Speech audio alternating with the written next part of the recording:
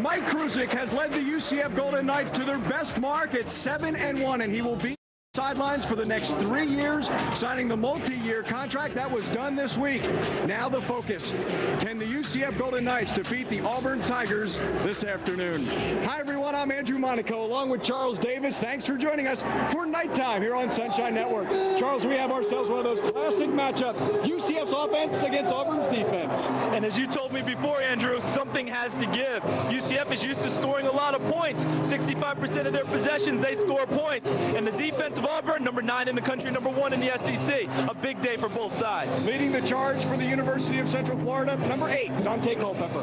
What can we say? He does it all. He's the package we talk about. He does it against all types of competition. You see his numbers there against Louisiana Tech, Purdue, and no drop-off against 1AA Youngstown Straight. A great, great athlete having a great, great year.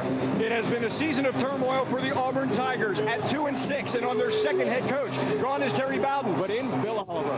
Brother Oliver, as he's known to one and all in college football, a defensive genius. He's been a head coach before at UT Chattanooga, and now he's at Auburn, and he wants to keep this job permanently. Has not dropped that defense, not one bit. Not one bit. He's kept his duties as a defensive coordinator and kept the emphasis on it. They have some great athletes who fly around and smack you, and they will play hard for Brother Oliver. All the focus for UCF has been on this game at Auburn. Have they learned anything in another big game earlier this season against Purdue? They sure have, and what they've learned is it's okay to go ahead and play your best game on national television. They didn't have their best game against Purdue, but today they can go ahead and relax and know that they can play with Auburn and get the job done. It should be a lot of fun for UCF today. And a chance to make some school history with a victory over the SEC's Auburn Tigers. We have the kickoff. UCF and Auburn here on Sunshine Network. UCF Golden Knights college football on Sunshine Network is brought to you in part by Primeco Personal Communications. Primeco, proud to be a sponsor of the UCF Golden Knights on Sunshine Network. By Pop Dance Dives, where everybody rides.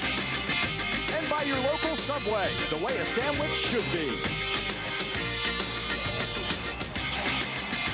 Jordan-Hare Stadium, Auburn, Alabama is our setting this afternoon. The UCF Golden Knights and the Auburn Tigers on a gorgeous November Saturday afternoon here in Auburn. Perfect football weather. Andrew Monaco along with Charles Davis. We thank you so much for joining us this afternoon. You had to circle this game when you saw the schedule for 1998. Here we are on this afternoon. Paul Miranda, one of the tops in the country in kickoff returns. He has been outstanding this season. Robert Barones to kick off for Auburn. Homecoming 1998 at Auburn. We're underway. It's a low line drive that will go out of bounds. Great news for UCF. They will get the ball 1st and 10 from the 35-yard line. Kick out round. Well, they have the ball at the 35. Opportunity for UCF. They will take the field. They will get their instructions on the sidelines. And then they will come to the line of scrimmage. We're set to play. UCF with the ball first this afternoon.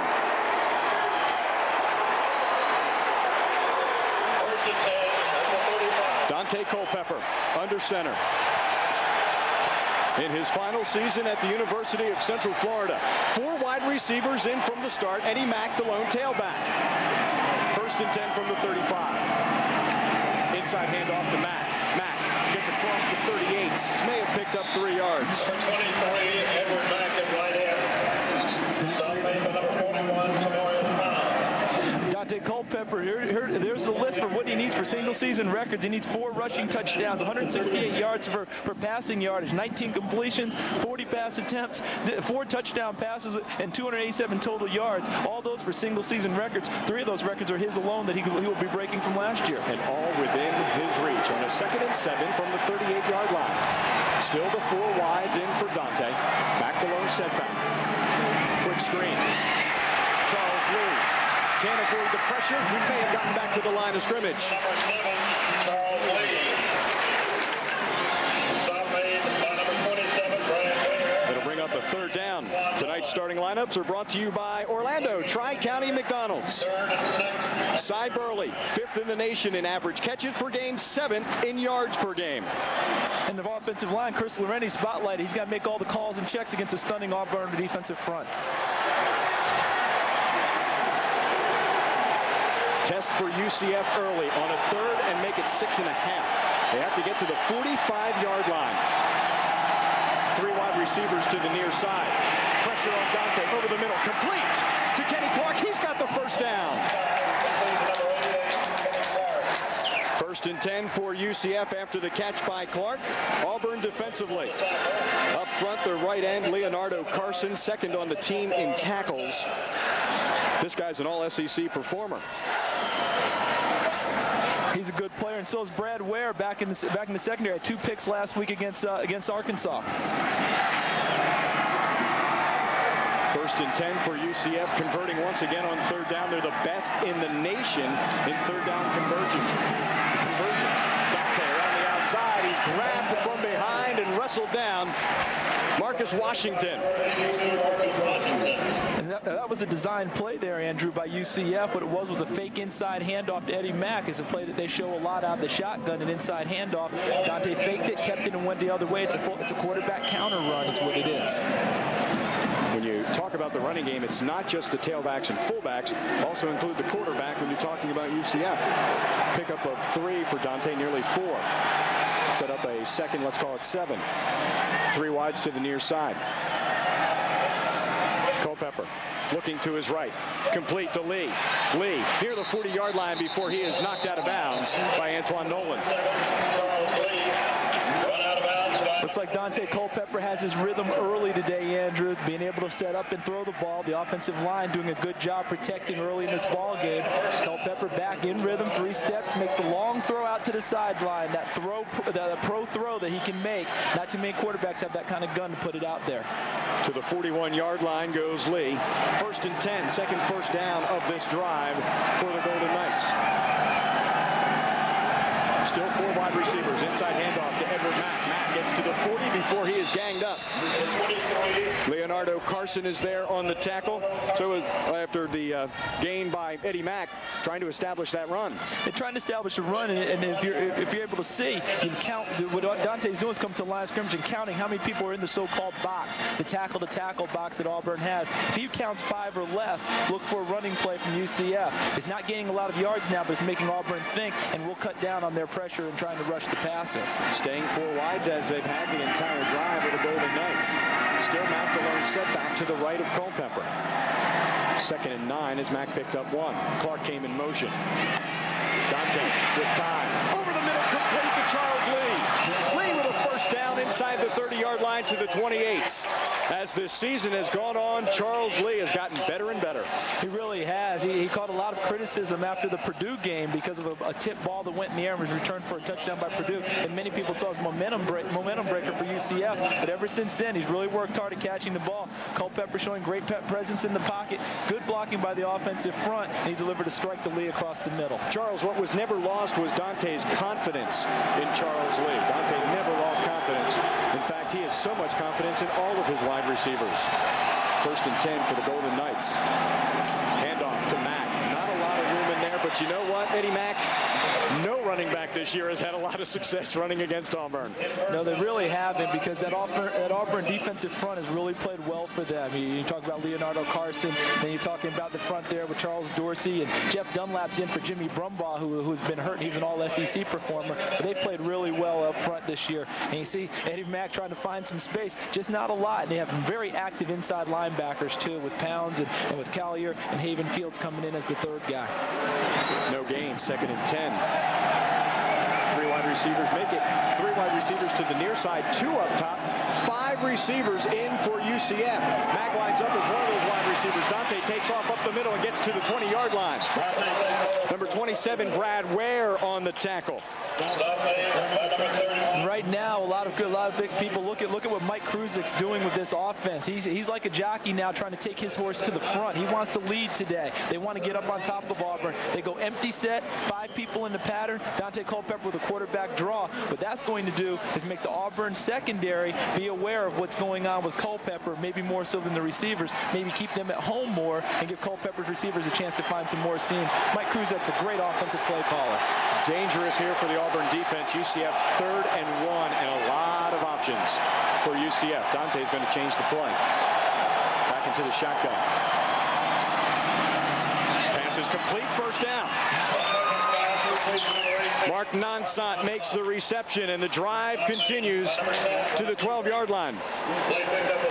And that has to go to a lot of preparation by UCF. They don't play to crowds of 80,000 that they're going to see here, so they must have done some stuff in practice this week, working on hand signals, being able to combat noise, because Culpepper was able to make that audible, and they didn't have any busts on that play. Nonsant with a quick game, and Culpepper with that strong arm delivers a strike for the first down. Rodney Creighton with the coverage and the tackle for Auburn. They get a pickup officially of 8. 1st and 10 from the 13-yard line for UCF. Still with the 4 wides as Clark goes in motion. Daunte, a couple of steps, looking into the end zone, now scrambling. He's got Mack in front of him. He's got pressure, and Dante's going to head out of bounds. Pushed out of bounds by Haven Fields, number 54. And a smart play. Very smart play by Daunte Culpepper. Not forcing something early. Of course, UCF wants to score on this possession, and of course, they want to be on top early. And Daunte, he had receivers in the end zone, but they were well covered. Took the play, took what it wasn't open, so he just went out of bounds, knowing he has another shot at it. Good poise and maturity. And give credit to the Auburn defense. Those are the rushing numbers for Daunte Culpepper this season. And one thing you have to keep in mind is that includes sacks. Yes. You know, I mean, that includes sacks. If you take away the sacks and lost yardage, he's probably closer to 500 yards rushing this year. Daunte lost a couple of yards on that last play, setting up a 2nd and 12 from the 15-yard line. 2 wide receivers topside. Daunte, quick out to Nonsant, inside the 10, down to the 8-yard line. Antoine Nolan in there on the tackle, as is number 30, Courtney Rose. What that was a 2-receiver pattern to the wide side of the field. They were trying to hit Sia Burley with a kind of a post corner move, but he was covered by the corner, who sank back to the backfield, and also by the safety. So they had an out receiver out there. Mark Nonsant just ran a short little bubble route, and all he was an option in case Burley wasn't open. Culpepper saw Burley was covered, pulled it down, and put the ball to Nonsant. Kruzek on the sidelines with the third down and 5. Culpepper 6 of 6 on this opening drive. And this is a huge play, Andrew. They do not want a field goal. They need a touchdown. Culpepper, the pitch to Mack. He's not going to get the first down. There's the Auburn defense, and Haven Fields, number 54, on the tackle. We talked a little bit about their inside linebacker rotation. James Collier, Tavarius Pounds, and Haven Fields, and all 3 of them can run and move. Nice play moving from inside out by Haven Fields, inside linebacker, against the option. Culpepper runs it to Mack, and there's Fields getting off of the block and making the tackle. Textbook form of how you play inside linebacker against the option. Waited a while on the sidelines and then sent in Fred Wazewski for the field goal. It will be a 24-yard attempt, and Wazewski has banged 4 field goals from this range, 4 of 6. Wazewski gives the UCF Golden Knights a 3-point lead as he caps the opening drive with a 24-yard field goal. UCF's ahead of Auburn 3-0.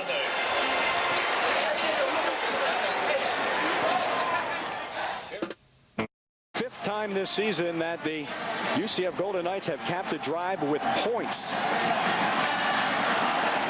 4 previous times they've scored on an opening drive, it's been touchdowns. A 24-yard field goal by Fred Wazewski, and UCF with a 3-0 lead on the Auburn Tigers in a drive that chewed up 7 minutes and 4 seconds.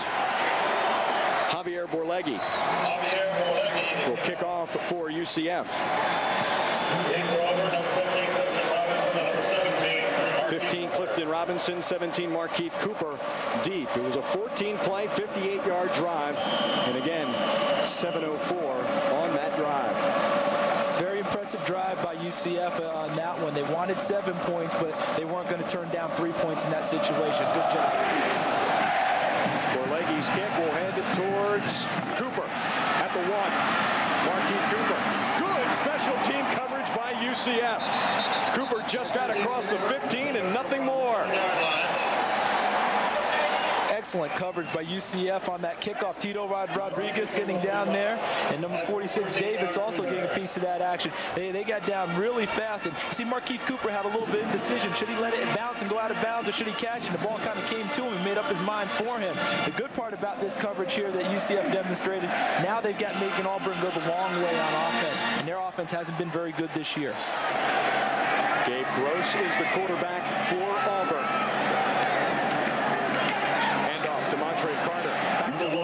And that's about it.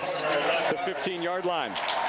Mike Palmer, number 41, on the tackle. Auburn starting lineup brought to you by Orlando Tri-County McDonald's. DeMontre Carter just carried, picked up his first rushing touchdown last week against Arkansas. Young man with a lot of talent. He's led by Geno James, an all-SEC performer at strong tackle. He's their best offensive lineman. Pickup of 1 yard for DeMontre Carter. We'll bring up a 2nd and 9 from the 16-yard line. And Gross, his first pass. Incomplete. The pass way too high for Clifton Robinson. Paul Miranda on the coverage. Part of a UCF defense that has been terrific this season. And up front, Justin Moore leads the team with 7 sacks. Young man has played well, as so has Jeff Fye at cornerback, moved into the starting lineup, and he's won the UCF Big Hit Award 2 out of the last 3 weeks. Really has played well, and his coach can't say enough great things about him. Well deserved as well, Jeff Fye. 3rd down and 10, and UCF would love to see Auburn in 3rd and long all afternoon. 3 wides in for Auburn. Gross under pressure, steps up, throws, complete, but not enough for the first down. Karsten Bailey with the grab, but not enough for the first down. 26th consecutive game that Karsten Bailey has caught a pass. Bill Oliver's not going to fool around. He's going to send on the punting unit, as Auburn ends up a yard shy. And boy, is this beautiful for Mike Kruzik to see, and it's even more beautiful for Gene Chizik, the defensive coordinator, to see. A 3 and out on the first possession for his defense. That was very, very important for them to set a good tempo. Jeremy Zills is the punter, averaging just under 40 yards a punt. Cy Burley is deep for UCF. He shields his eyes, catches at the 25-yard line. Down at the 34-yard line. Tackle made by the Auburn special teams. UCF with the ball and ahead 3-0.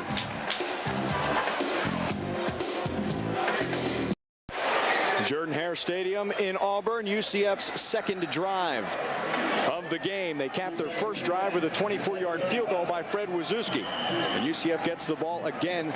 Terrific field position at the 35-yard line. It will be 2nd and 10 as Daunte Culpepper misfired for the first time this afternoon. Missed on a shot to Mark Nonsant, setting up a 2nd and 10. 43 yards on 6 completions for Daunte Culpepper. 3 wide receivers to the near side, 1 up top. Mike Grant, the lone tailback for UCF.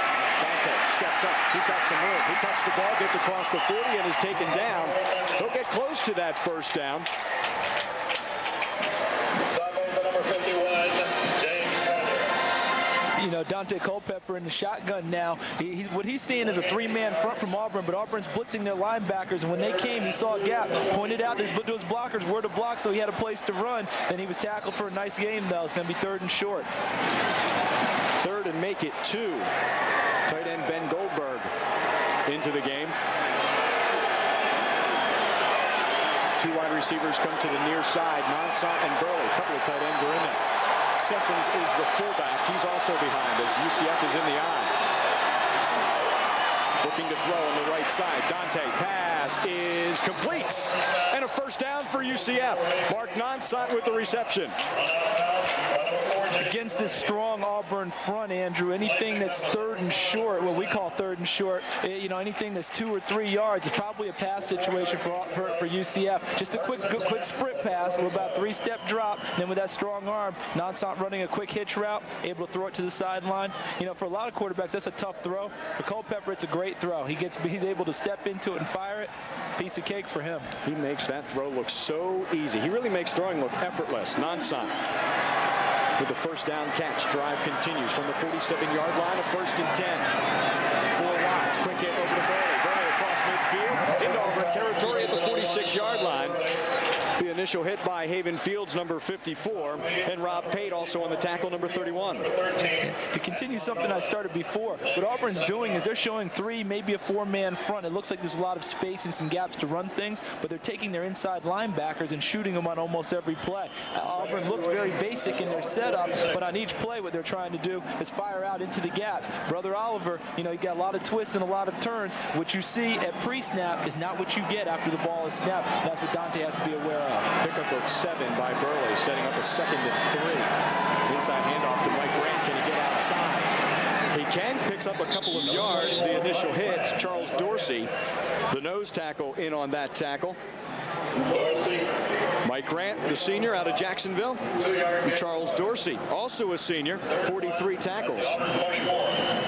UCF in their shotgun with their inside handoff, trying to run their zone running play from Mike Grant. Good move by Grant, not continuing it outside because Auburn had closed down that lane. Got up inside and got as much as he could, but put it in position to be 3rd and short for UCF again. Play comes in, and there are now 7 seconds on the play clock. Some late substitutions, 3 on that play clock. Daunte with the keeper. Does he have enough for the first down? It looks like the push got him the first down to continue this drive. The play clock went from 1 and was just about to go to 0 when Daunte snapped the ball. And that was very fortunate for UCF because most of the time you're taught on offense not to run a play if you get up to the line of scrimmage with that little bit of time on your play clock, because that doesn't give you a chance to audible. But Daunte, knowing he was going to run a sneak, wasn't worried about the audible. He just wanted to get up there and get the play off. And being 6'5", 250 pounds, running the sneak's always a good option for UCF. My play, I'll call it when I want. That's right. 1st and 10 for UCF from the 42-yard line. 3 wide receivers up to the top side and a quick hit to Kenny Clark. Clark, good open field tackle by number 30, Courtney Rose. 3rd time today, Andrew, that they've run some variation of their wide receiver screen. The bubble screen, this time they're running it to the slot receiver, taking the outside receiver and cracking him down on the inside. What it sets up eventually is the fake quick screen and try and get someone deep. When they pull Auburn's secondary up, there it is out to Kenny Clark. He makes the play there, but look how quickly Auburn's secondary swoops to the football. I mean, one thing about them, they've been very poor on offense, but they've been very, very stout on defense. What's kept them in games all season long has been their defense. 2nd and 11 for UCF. Golden Knights have to get across the 33-yard line. Big rush, Daunte avoids. Looking downfield. Can he get outside? Diving after Daunte. Auburn can't get him. Haven Fields is there, and Daunte taken out of bounds around the 36, 37-yard line. If much more of that continues for Auburn's defensive front and linebackers, they're going to be very, very frustrated because they couldn't have asked for a better shot at him on this play. You see the defensive set. There's Ryan Taylor, number 6 outside linebacker, firing. And number 36 there, Kenny Kelly, a junior college transfer. He had a clear shot at him and missed. Then you see Leonardo Carson. He had a shot. He missed. And Daunte made positive yardage out of that play. That continues to happen. That's very frustrating for Auburn's defensive players. Sets up a 3rd and 5 for UCF. The Golden Knights 4 of 5 on 3rd down conversions. Across the middle, Burley incomplete. Taylor, the linebacker, on the coverage. And Burley wanted a flag. That was close, Andrew. I mean, he's coming across the middle there. Looked like the contact may have been a bit early, but the officials didn't see it that way. And now Mike Kruzek with a decision to make here, 4th and 5. You know, with his kicking game, does he want to try and punt it and put it down there? But I doubt it. I think he goes for it here. No, I mean, Daunte Culpepper came over here. Are we going? You know, what are we doing? And Kruzek just took him and pushed him back out there. Let's go for it and get it. And more because of field position at the 37. Yeah, field position at the 37. Auburn's offense not being that potent this year. You know, feeling like he has to keep stepping on the gas and keep the momentum. Here's their effort. And it just got loud in Jordan-Hare. Intercepted by Auburn. Larry Casher with the interception. It's his 2nd of the season. A nice interception by Larry Kasher, and you see Kruzek, he's not real thrilled about what happened there, but it was a good gamble by UCF because there's not much that you gain on that play. You see right here trying to get him off the line of scrimmage, running a fade route with Mark Nonson, but the ball's a little underthrown, and Larry Kasher makes the interception. But it is a good defensive back on that play, which Larry Kasher is, but the smart play would have been to drop that one, Andrew, for field position, because what it's done is it's changed field position. It's almost like a short punt for UCF. If he drops it, they get the ball 20 yards upfield a little bit farther. Name a defensive back that's going to drop a chance at an interception as DeMontre Carter. DeAubrey Devine is there. Dion Porter, the two linebackers there on the tackle for UCF. Nothing for Carter. Yeah, I think you have a point, Andrew. Defensive backs don't drop them because they don't come to us that often, except, you know, those of us who have bad hands. Question for you, interception, does it help the momentum? I know if you knock it down it is, but what about the momentum? Hey, we made a big play against UCF. I think you can look at it that way for the positive spin, but the momentum would have been fine, just as fine, I think, in stopping them on fourth down. The crowd's still into it either way. It's UCF's defense that stopped Carter after just a yard. 2nd and 9. Handoff. Big game. Michael Burks. Burks across the 30. And the initial first down of the game for the Auburn Tigers. The freshman from Kenner, Louisiana, Michael Burks, with the first down carry. A 17-year-old freshman too, Andrew. This guy won't turn 18 until mid-December, and he's played well for them this year. Great block up front. You see number 5, Karsten Bailey. It's not a punishing block out on the corner, but what he did was occupy the defensive back and not allow him to make a play. The tackle had to come from inside out. So receivers blocking is more positioning than it is actual knocking people down. To Burks and met there. Damian Dix there to hit. Burks says he hit the middle of that hole. Great play by Damian Demps, who's been very active all year in the run game as a safety. You know, he's the free safety, and you think of those guys playing center field. Damian Demps thinks more like Leroy Butler of the Green Bay Packers. 67 tackles and an interception this year. He's also caused a couple of fumbles, but he thinks more like being up on the line of scrimmage, being aggressive is more his game. The only thing you have to be cautious of is play action. But I think it's a gamble that UCF is willing to take because they're not sure that Gabe Gross can hurt him throwing the football. Pickup of 1, setting up a 2nd and 9. Burks trying to come outside, one-on-one with Miranda. Miranda trips him up, but Burks able to stumble across the 40, maybe to the 41-yard line. That'll set up a 3rd and short. And one of the areas of the game that UCF has struggled with this year has been tackling on defense. They have guys who've been in position to make plays, but they haven't wrapped up real well. In this play, Paul Miranda makes a good open field tackle. It's not textbook, but he gets him down, which is the key to the whole thing, because he doesn't make that tackle. It's probably another 15 more yards for Auburn. So it's a good job by Paul Miranda. They've really emphasized tackling, and then today it has to pay off for them. Still looking for his first trip into the end zone. On the ground, Michael Burks going to get the first down. No. Demps is there on the tackle. The initial hit. No gain. And that will set up 4th down. Kudos to Gene Chizik again, because what he called was a run blitz. He just sold out on that play with his defensive players, brought the defensive backs and the linebackers and all the gaps to cover them, figuring that there's no way Auburn is going to throw the ball in that situation, and the gamble paid off. Now they have to kick it away. That will be the first play of the 2nd quarter. 1 quarter is in the books. And the UCF Golden Knights, led by Damian Demps on defense, the Golden Knights with a 3-0 lead on the Auburn Tigers. 2nd quarter of play from Jordan-Hare Stadium. We have completed the first 15 minutes. And the UCF Golden Knights have a 3-0 lead on the Auburn Tigers as UCF stuffs Auburn on a 3rd, officially won. Will force Auburn to punt. The kicking game, key in any game, maybe a little more so this afternoon.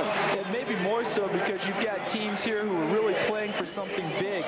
When I say big, Auburn's playing for their pride right now. At 2-6, they know they're not going anywhere for the holidays. But UCF playing for that possibility. A couple Bowl scouts are here today. Citrus Bowl is here. UCF can't go to that bowl, but the Liberty Bowl is also here too. Possibility if the Big East doesn't get their number 4 team eligible.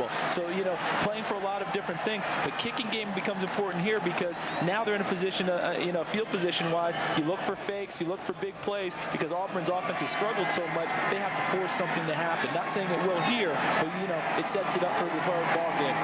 Zill's 52 yards on his first punt. This one not nearly as long. Burley with the fair catch. He didn't have enough room. That'll be interference, and UCF will start with outstanding field position for their third drive, ahead 3-0.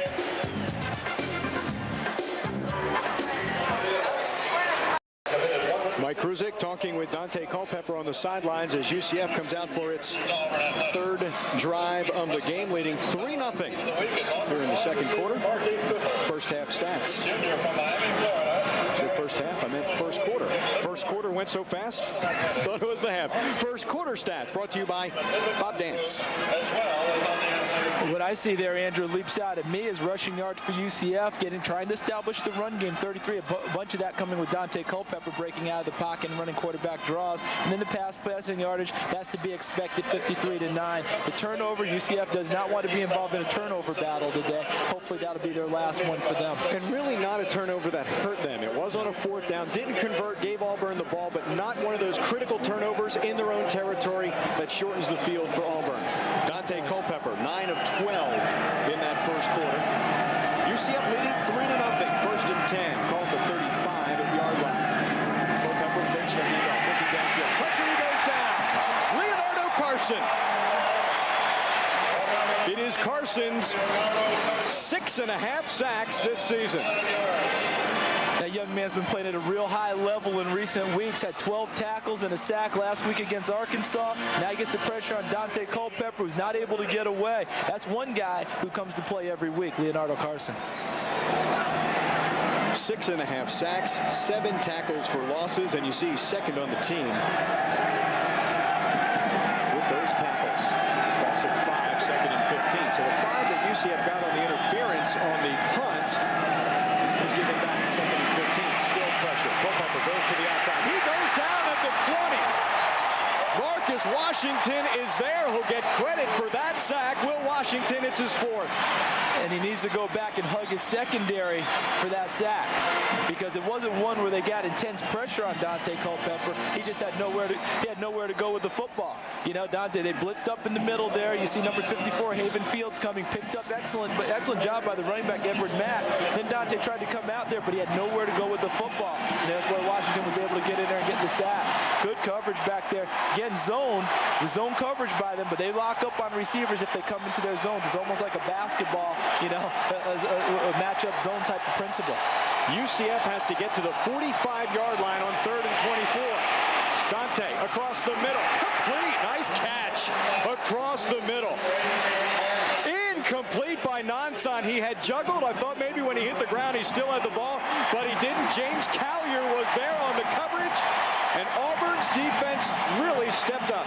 They really stepped up, and the best thing about it is they brought the crowd into the ball game. It's homecoming. These people haven't had much to cheer about this year. Culpepper throwing the ball across the middle, hits Nonson right in the hands, but Nonson also looked up and saw Courtney Rose getting ready to lay a lick on him. I think that took his mind off of catching the ball a little bit. Javier Borlegi averaging 39 yards per punt. It's a spiral, but it's shanked, and it goes out at midfield. Best field position upcoming for the Auburn Tigers. Mike Kruzik's UCF Golden Knights ahead 3-0. Auburn 1st and 10 from the 45-yard line. Gross looking downfield. Incomplete on the pass attempt to Clifton Robinson. That'll bring up a 2nd and 10. And you see Gabe Gross going back in the pocket. He's an excellent prospect for them. This young man has a lot of physical tools. Wearing number 22, his father was an all-SEC performer at center here for Auburn, who wore number 55. Gabe wears 22 because, as he told us, his 55 flipped upside down. So he changed it up, so he's still honoring his father. Kind of interesting. It's an extension. His father was a center. Gabe's a quarterback. Brother Oliver needs to get his offensive group in gear as his defensive group has been playing well. And you notice he's coaching from the press box. Yep. An old defense coordinator, more comfortable up there, has not changed his style since he's become the interim head coach. 3 wide receivers are in for Auburn on a 2nd and 10. Here comes Reginald Costa across the middle. Incomplete. That was just flat out dropped by Clifton Robinson. UCF Golden Knights College Football on Sunshine Network is brought to you in part by McDonald's, Orlando Tri-County Restaurants. Did somebody say McDonald's?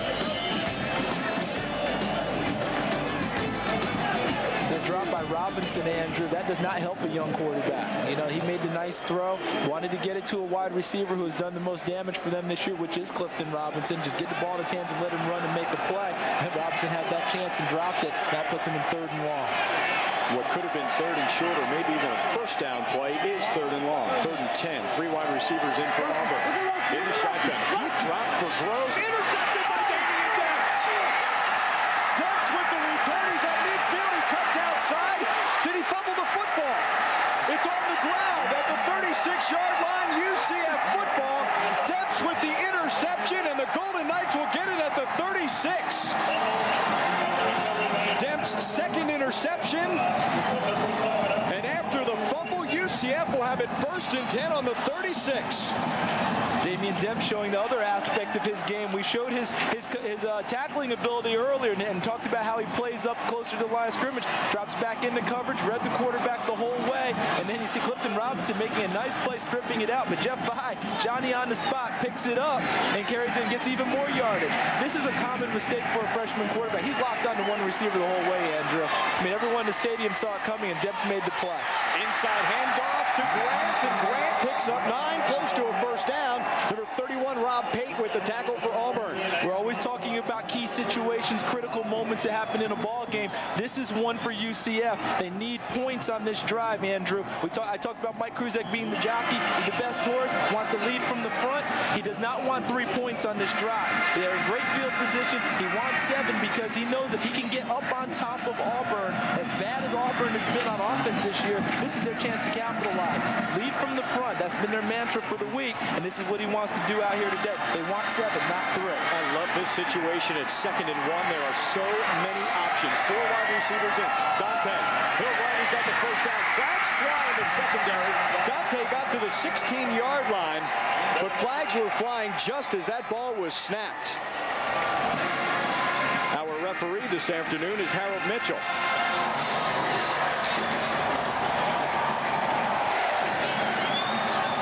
Looks like an illegal substitution call or too many men on the field for Auburn. You know, I mean, I think they may have had too many guys out there. And now Culpepper over there talking with the official. He's going to come out and tell us now.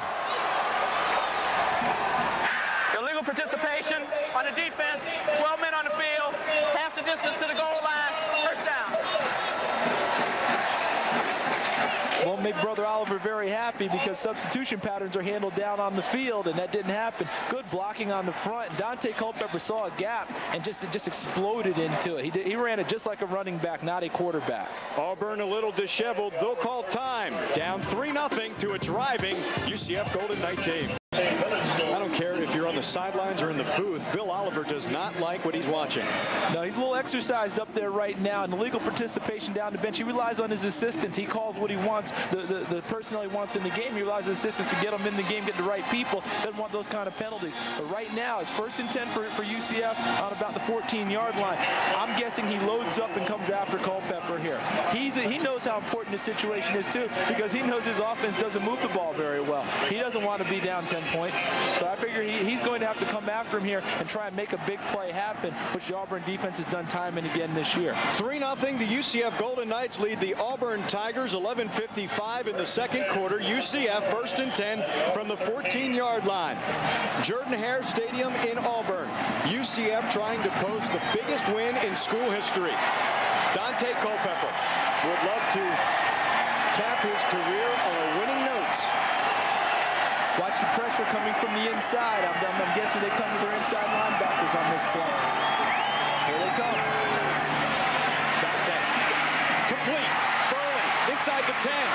Cut down at the 6-yard line by Jason Bray, number 4. Golden Knights, that play from the 14-yard line, once again inside the 20, in the red zone, are the Golden Knights. Well, that's amazing point. You know, 82% of the time they're scoring, 29 touchdowns and 7 field goals on 44 possessions. And look at the balance, 15 rushing and 14 passing. They're not a one-dimensional team, although people try and label them that because of Daunte Culpepper's great right arm. second and they're going to call it 3 officially. They've got to get across the 4-yard line through the Golden Knights. Handoff. Grant is close to that first down. He'll be just a tad shy. Whit Smith, one of the linebackers, number 42, with the tackle. This will set up a 3rd and short. Auburn is rotating a lot of people inside. We talked about it earlier. It tends to look like there are open spaces and gaps in that Auburn front because there's usually only 3 or 4 guys there, but they're plugging those holes with the inside linebackers, stunning to different gaps, and that's what's keeping them in the ballgame. 3rd and very short, less than 1. 4 wides in. Grant alone, tailback. Daunte himself, first down. First and goal upcoming for UCF. And it really was no other call. I mean, that's the basic, simplest, best call you make in that situation, which now sets them up for first and goal inside the 3-yard line. You just run that 250-pound quarterback over one of your strong guards. Run over the guy they think's pretty good, which is Marcus Jenkins. Yeah. And go ahead and get that first down. Now you've got 4 whacks at it. And I would not be surprised if this is 4-down territory in Mike Kruzik's mind. And as I said before, I don't think he's thinking field goal. He's thinking 6 points. 4 wide receivers are in for UCF. Grant the lone tailback. He's behind Daunte Culpepper, who goes under center. Here they are coming again on the inside. I know they're going to load up there. Don't be surprised if Culpepper tries to run an option or something here to try and get outside that gap, outside the tangle in the middle. First and goal. Taking off too soon was Frank Haynes from the right side.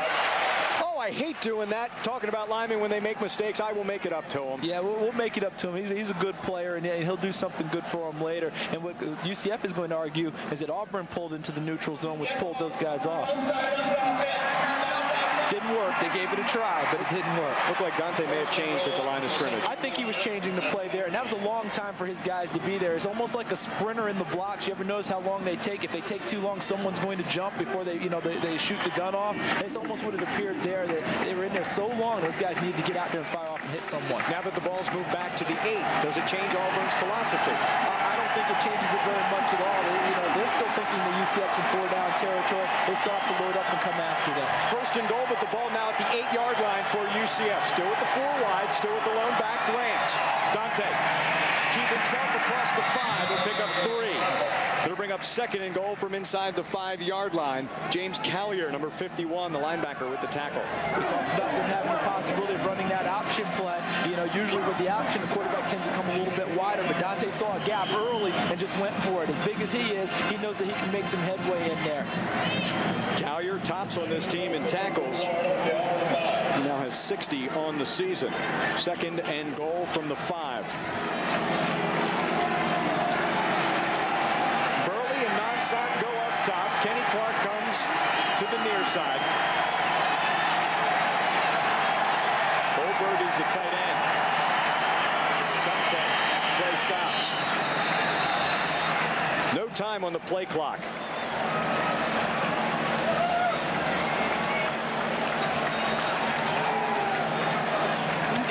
Delay of game on the offense. 5-yard penalty. Repeat second down.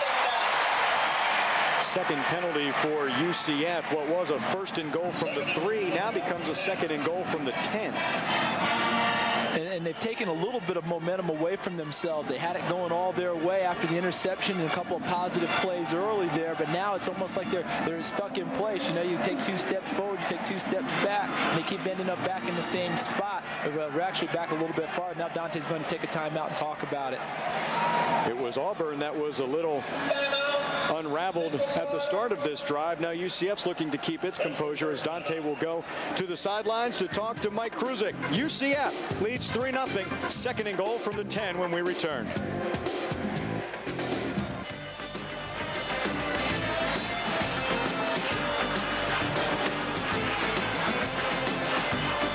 UCF Golden Knights football on Sunshine Network is brought to you by Primeco. Second and goal from the 10-yard line for the UCF Golden Knights. And this scene is reminiscent a little bit of the Purdue game when they had the ball down inside Purdue's 5, and Daunte made an audible and threw a ball that was tipped up in the air and was returned for a touchdown by Purdue, which was very unfortunate. Now, in that last one, it looked like Mike Kruzek was a little upset about Daunte taking the timeout. I don't know if it's because he audibled or they didn't have the right personnel or what, but Kruzek really wants his touchdown. Second and goal from the 10. 4 wide receivers for UCF. Daunte in the shotgun. Firing in and out of the hands of Kenny Clark and out of bounds out of the back of the end zone. Nearly intercepted. Maybe I shouldn't have brought that up because it almost looked like the same exact thing happening, except it wasn't going to be returned. You know, the ball was tipped up into the air, and Auburn defensive back Courtney Rose comes across, makes an interception. Fortunately, he was out of bounds for UCF. Is this forced? You know, I think it is, because this is a play that you can see the coverage there, you know, and it's behind him. Daunte's so confident of his arm, he thinks he can put it in that slot. The only way that ball had a chance of being caught was to put it on the front side of the receiver and have him make a great catch. Larry Kasher, the left cornerback, with the coverage. He'll have to do it again for Auburn. Third and goal from the 10. Looking to the left side. Intercepted! Intercepted, and Auburn's defense comes up huge. Jason Bray in and out of the hands of Saya Burley into the arms of Bray. No field goal, but no touchdown. Auburn momentum. Auburn momentum. Reminiscent again of a blown opportunity in an earlier big game, which would have been Purdue. Ball was thrown in the right spot. Burley just couldn't come down with it, and Bray makes an excellent interception. Good job by Burley getting him down so that he can't return the ball, because if he doesn't get him down, he goes down the sideline for a touchdown. You know, Daunte throws the ball. It looked like a little tough catch for Burley. He's not able to come down with it, but he does a good job getting Bray down. Big momentum swing. If you're a UCF fan, you mark this possession down, because that was an opportunity that was blown. It may come back to haunt UCF later. First interception of the season for Jason Bray, the senior from LaGrange, Georgia. Auburn football. DeMontre Carter gets tripped up and comes out to about the 7-yard line. Mike Palmer is there, so is Deion Porter. As Daunte Culpepper goes to the sidelines. He just can't wait to get the ball back. Yeah, as big a competitor as he is, he's just seething inside because he wants to go make something good happen. See him, you know, Alan Gooch on the sideline and Mike Kruzek talking to him. Okay, those things happen. Let's come back and get them on the next go. But everyone has to be intensely disappointed. They came out of it with no points at all. 3 interceptions coming into this game, 2 this afternoon. He's never thrown 2 in a game this season. Second and 8 from the 7-yard line for Auburn. The tailback, the fullback for Auburn is Manning Sumner.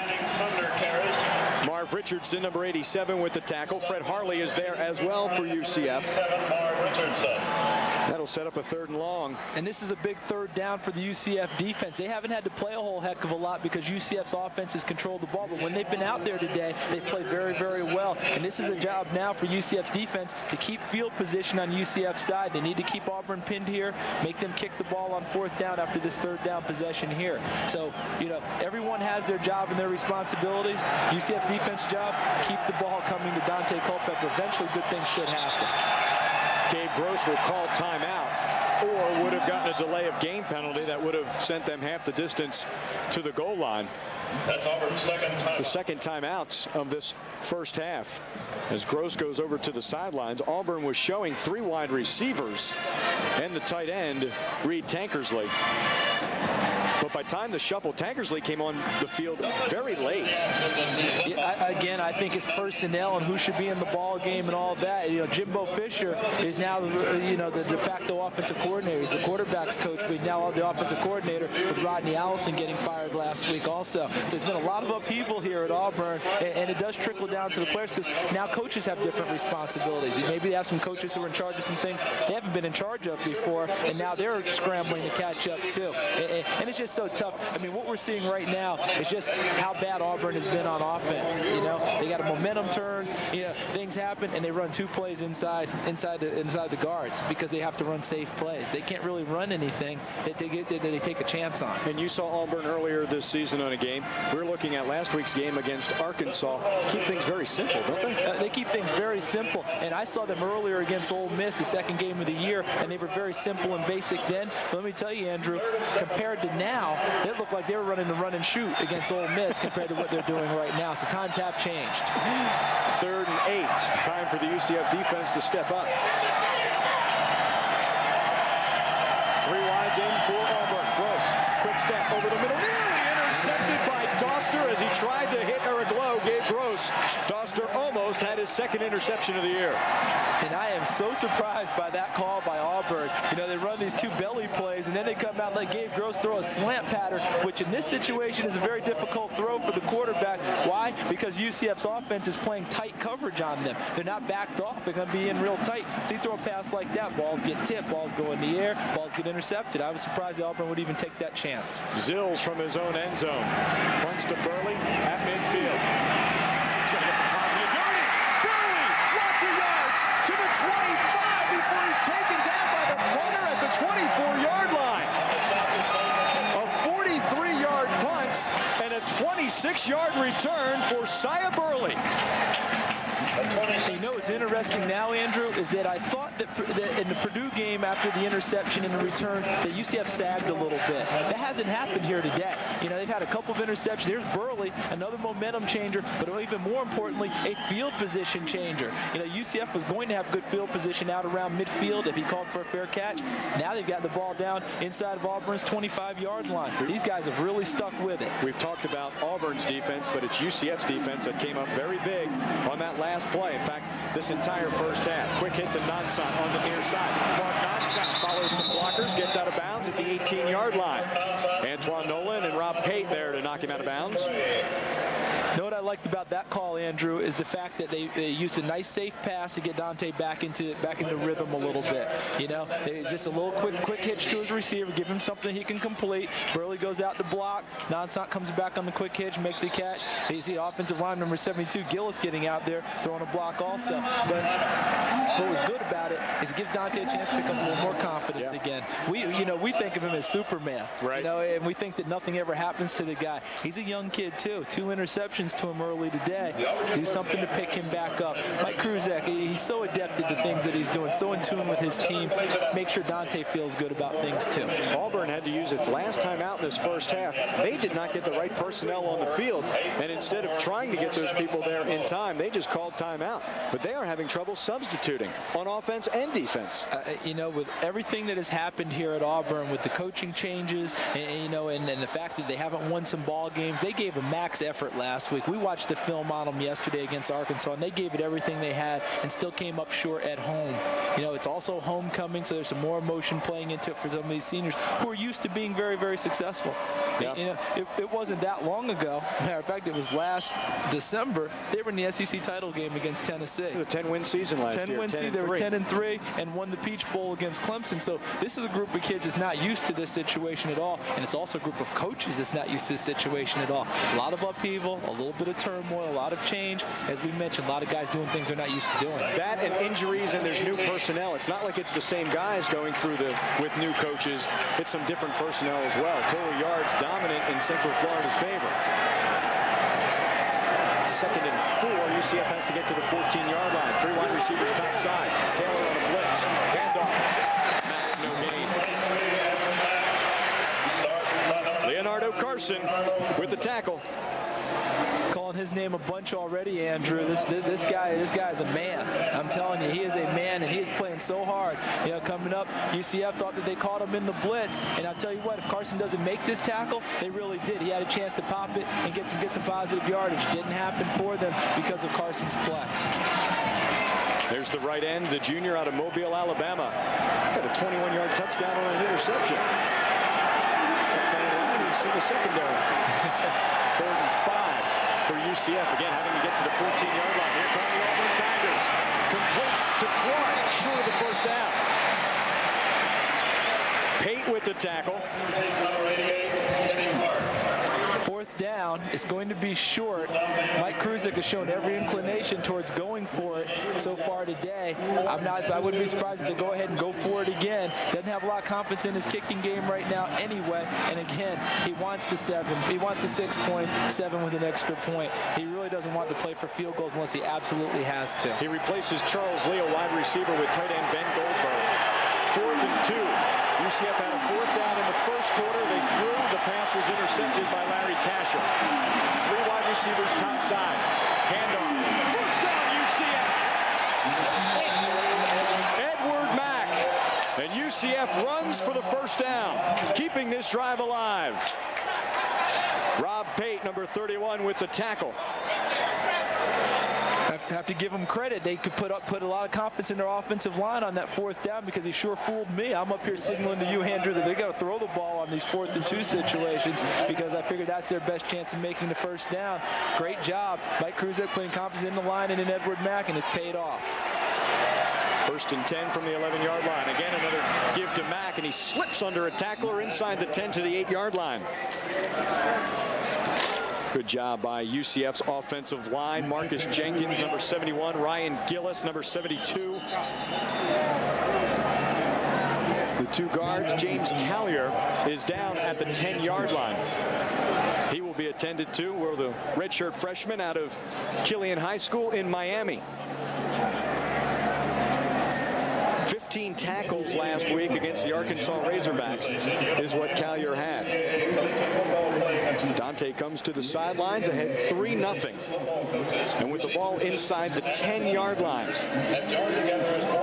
UCF can get a first down at the 1. And what's good in this situation for UCF is they're actually going into the end zone that has their fans. Yeah. You know, there's a good group of fans here from the Central Florida area, from Orlando or from wherever, that are UCF people. And you know, I had heard that UCF had sold out their allotment of tickets, which was around 3,000. And it looks like there's that many people here, maybe a few more. So this is a chance for UCF to go in and capitalize on being able to score in front of their own people.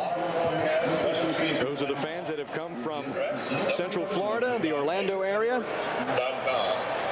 Here in Auburn, Callier, the inside linebacker, making the tackle on Edward Mack.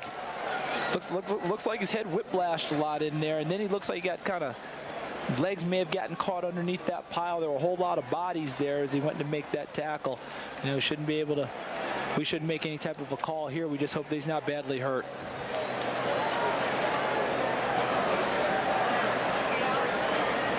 What is up next for the University of Central Florida? Brought to you by Bell South Mobility. Time to go home after this afternoon's game. Homecoming next week. Ball State comes in.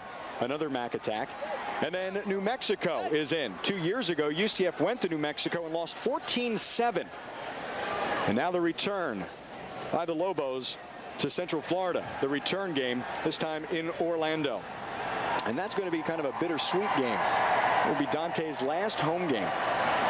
Yeah, and I'm sure the people will turn out in force to send him and the other night seniors off in fine style. I mean, what he's done for this program cannot really be measured. I mean, you know, they can't thank this young man enough for doing what he's done. The fact that he came back this year to play when he had a chance to go off and make that money, you just can't underestimate what he's done, because he has put Central Florida on the map and given them a chance to get great recruits, a chance to possibly build some more facilities, to increase the fan support, to do all these things, and put them in a position right now to win a ball game against an SEC foe. Members of the classes of 1953, 58, 63, 60. Daunte Culpepper with the numbers. Seems like we become bored if it's not 300 yards through the air, but he leads Division 1A. Look at those numbers. Incredible. Total yards per game over 400 yards. I love the things that are dotted. I mean, pass efficiency of 178.7. That's ahead of the pace that, you know, the record that was set by Steve Young. Pretty fair quarterback when he's still playing. Yeah, I think he's still doing a few things in the NFL. And the completion percentage, he's a little bit ahead of pace of the one that Danny Werfel set just down the road in Gainesville. How sweet would that be to have a Central Florida guy, you know, usurp a University of Florida guy in the stats, career statistics. James Callier now on a stretcher. He will be wheeled off, and again, that left knee, it kind of buckled. What a season for him as the redshirt freshman. Again, it was an inside handoff to Edward Mack, and Callier's there on the right. Watch his right knee kind of buckle. Left knee there as well. Really got caught. sorry.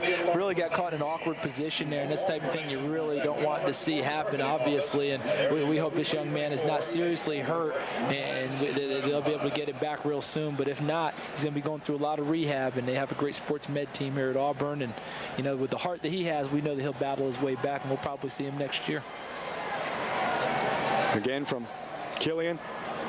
Jordan-Hare Stadium, Auburn, Alabama. My partner here, Charles Davis, came in here in 1982 with the Tennessee Volunteers.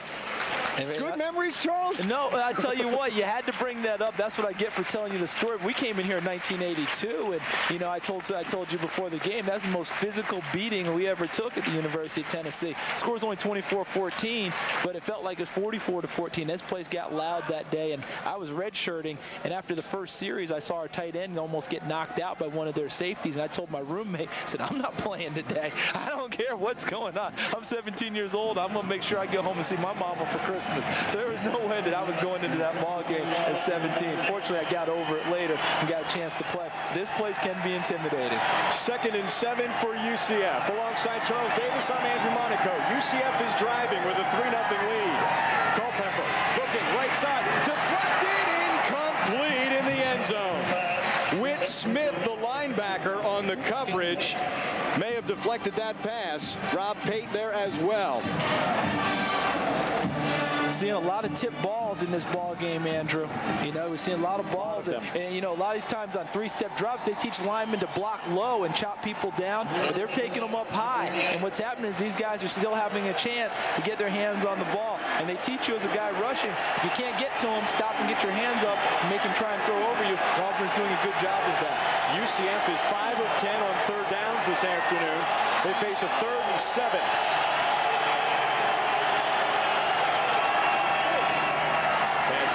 Pitch, right side, Eddie Mack. He'll be stopped before the 5-yard line. Courtney Rose and Rob Pate on the tackle. Number 31, Pate, there on the tackle.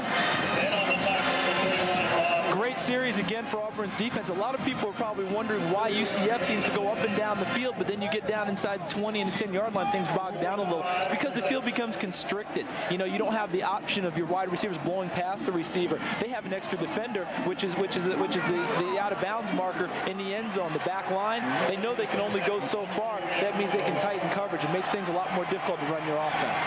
Fred Razorbacks with a 23-yard attempt. He bangs it home, and UCF with a 6-0 lead.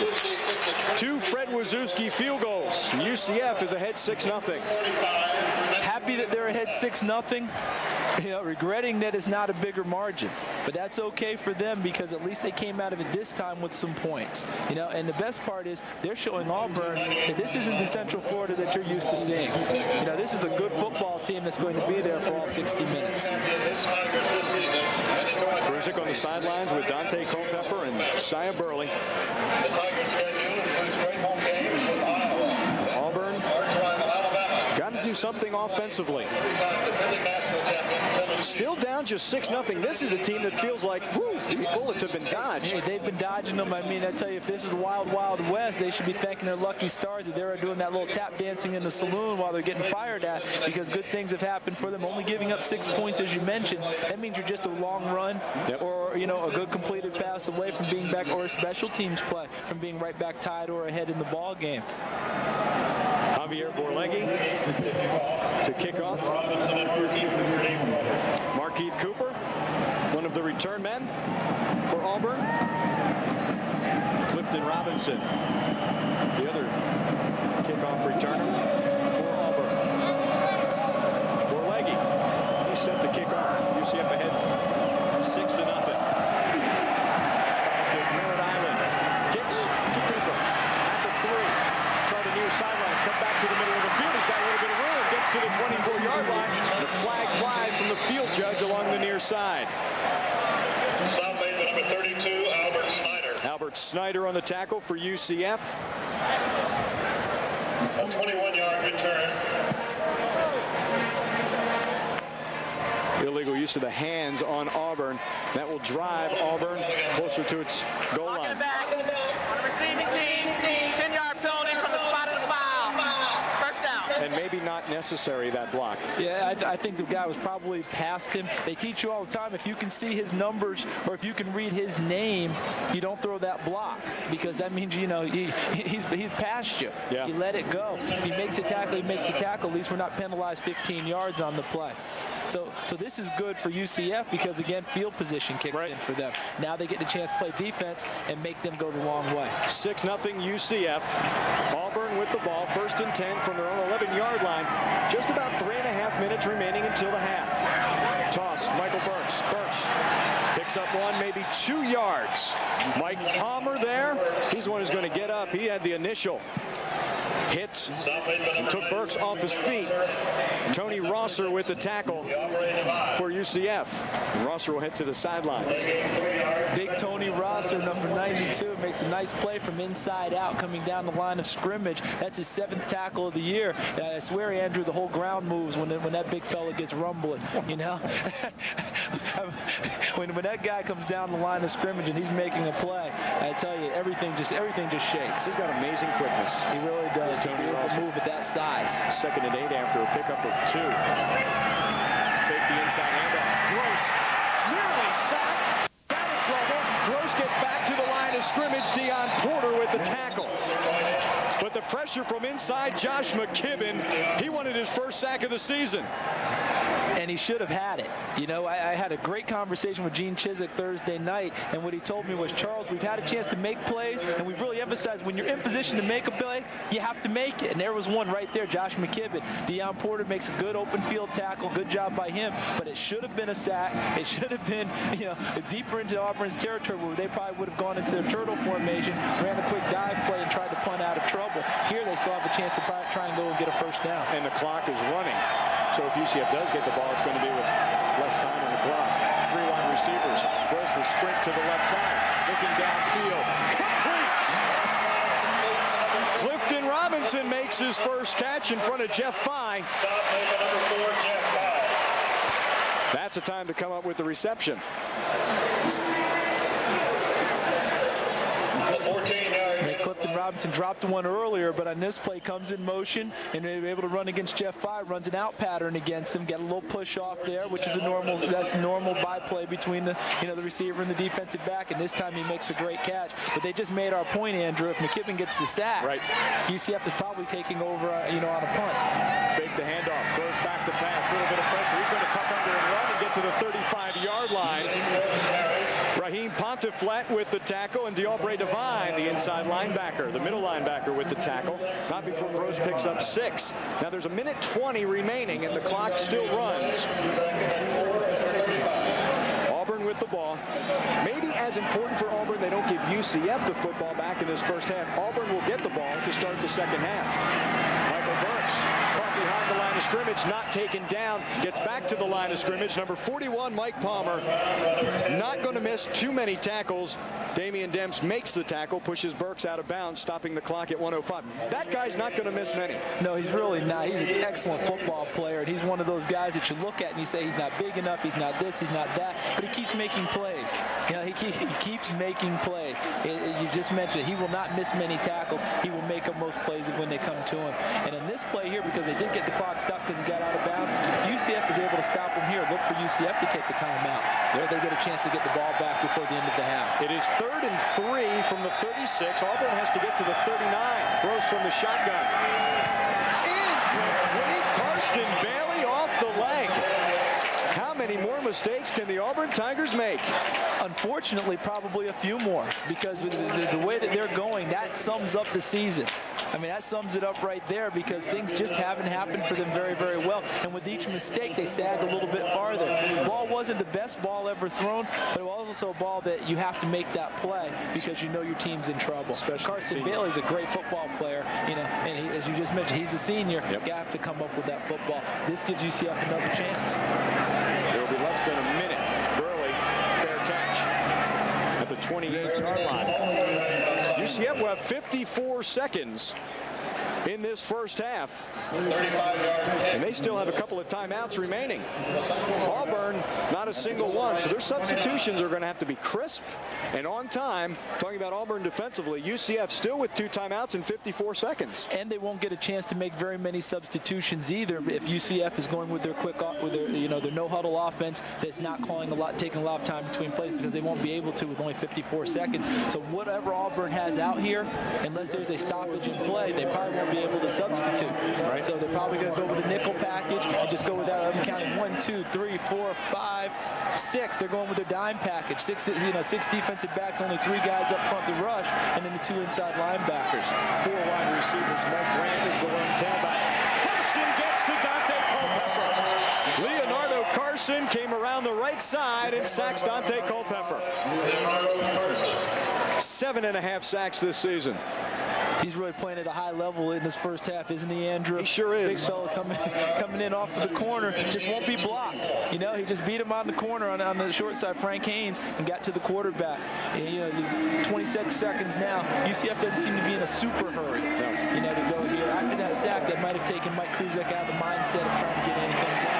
So we have to go left. Charles Dorsey, number 91, takes down Mike Grant behind the line of scrimmage, and that will be the final play of this first half. UCF won't even run another play. Nice job by Auburn's defense forcing them into that situation. 6-0 UCF leads Auburn at the end of one half of play from Jordan-Hare. The senior on homecoming, Charles Dorsey, with the tackle behind the line of scrimmage. He and Auburn head to their locker room. They have not put a point on the board. Mike Kruzek, UCF head coach, joins us here at the half. Hello, Coach. Andrew Monaco along with Charles Davis.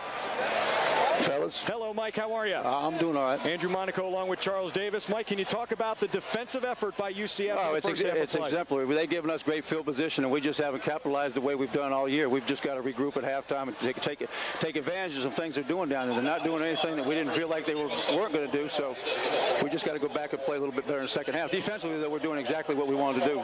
Mike, in the red zone, are they showing you anything that you didn't expect to see? What's keeping you out of the end zone? No, we drop a slant. Kenny Clark drops a slant down there. We only come away with 3 points, and then we have a couple procedure penalties down there, which, when you get in a 3rd and long situation down the goal line, the field's compressed, and you can't get vertical on the thing, and it makes things tough to score down there. And it just comes down, Charles, to executing the offense and playing with some poise.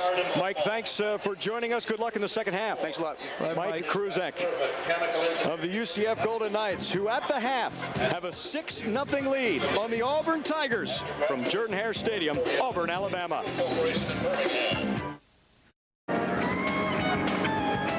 6-0, the University of Central Florida shutting out the Auburn Tigers after one half of play. The University of Central Florida Golden Knights come onto the field, ready to play in the second half. Andrew Monaco along with Charles Davis. Well, we get so focused on the offense of UCF, can't say enough about how the defense has played, really on both sides of the ball this afternoon. It has been a total team effort on both sides here in the first half, and the defensive unit cannot get enough credit because each time they went out there having to shut Auburn down or keep field position, they've done it. Auburn's defense really made the statement first. They did. On a 4th and short play, UCF chose to go for it. Daunte Culpepper threw an interception. Didn't hurt them too much because field position didn't change. Then Gabe Gross locking on to one receiver from Auburn, Damian Demps, with an excellent interception. And you'll see a lot of UCF guys gather to try and help, which was fortunate because Damian fumbled when stripped from the backside, and Jeff Fye was there to pick up the fumble, and UCF was in business. Look, they had a lot of emotion in the first half. The defense became really ready to play and really showed a convoy for Damian Demps on that. And then Sia Burley coming back with a punt return to get down. Excellent job by UCF in the first half.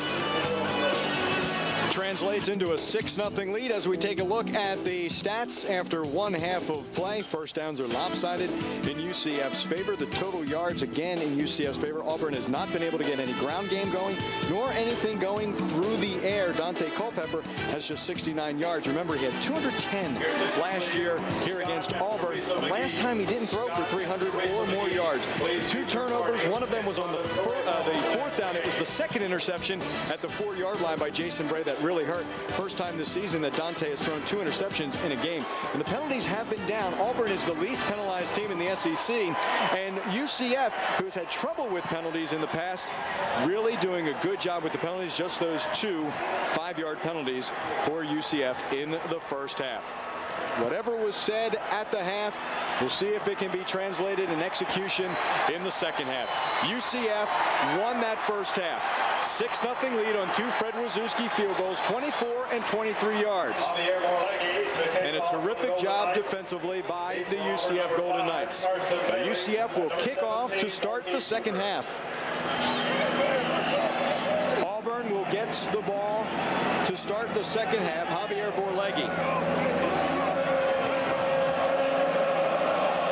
Keith Cooper and Clifton Robinson deep. Cooper at the 7. Cooper up the middle. Cooper knocked down at the 32-yard line. Tommy Shavers was there. Quarterback comparison brought to you by Sprints, the most read Yellow Pages. And not much of a comparison. No, really not much, but I think the surprise is that out of 12 completions for Culpepper, only 69 yards total. And then, of course, the 2 interceptions. He's been so efficient and so precise this year that the interceptions are a surprise. Auburn gets the ball, 1st and 10 from the 32-yard line.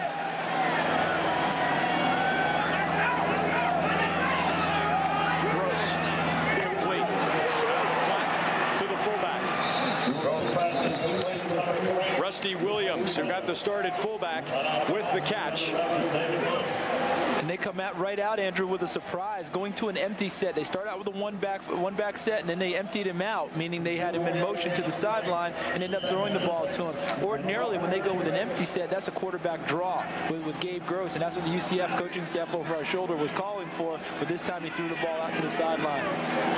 Pass complete, just the 3rd completion for Gross, now 2nd and 6. Bailey didn't drop that one, did the senior from Noonan, Georgia. First down for Auburn.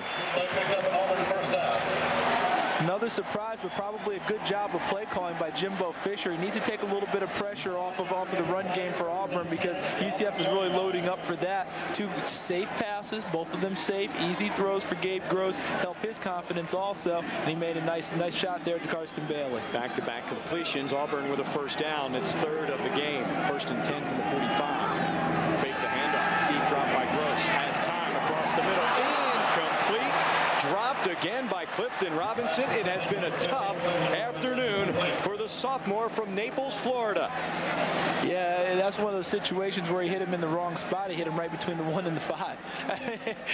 Poor guy. I mean, Gabe Gross, and good play calling again by Jimbo Fisher. Now they go with a draw pass play, and he sends it downfield.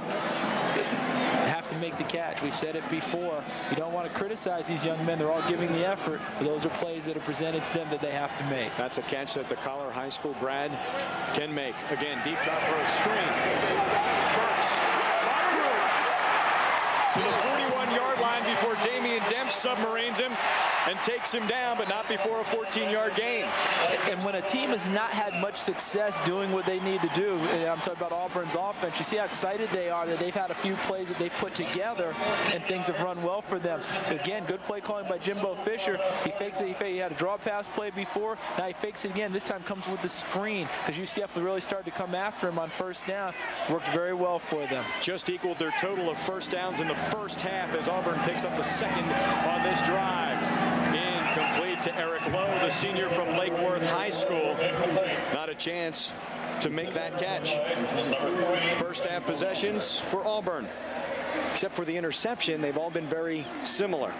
They have, and you notice not very many plays. 3 and out on the first one, only 5 plays run on the second, 2 more 3 and outs, and then the biggest drive of the day had 6 plays. And this drive here to start the second half, Andrew, every play has been a pass. I mean, are we looking at Air Oliver here in the second half? You said the running shoot in the first half, which would have made me surprised. He must have heard me about the Ole Miss thing and trying to go back and get a little more flavor to the offense. 4 wide receivers. Gross keeps. He will be smothered and taken down. Richardson is there. Miranda gets up off the pile, as does Jeff Malden, sophomore out of Gulf Breeze. Play loses 2 yards. 7th tackle for loss for Malden. Very well scouted and very well defensed by UCF. They had a little stunt on there where they sent a guy there and crossed him from behind, but they saw Gabe Gross in the situation, and it looked like they were anticipating the draw right from the snap. 3rd and 12. Malden lines up defensively. 3rd and 12. Auburn 1 of 6 on 3rd downs. 3 wide receivers in. Screen to Burks. Who's going to tackle in the open field? Phi is there. Harley is there to make the tackle. Well shy of the first down. Number 80, Fred Harley, the sophomore, Cape Coral High School, makes the tackle. And Auburn's forced to punt. And that's excellent pursuit because Fred Harley plays defensive end. And his play here, when he sent it out there, that meant Fred Harley had to come from rushing the passer to coming downfield and making open field tackle. Great job of hustle. Burley's going to look directly in the sun on this punt. He'll let it go.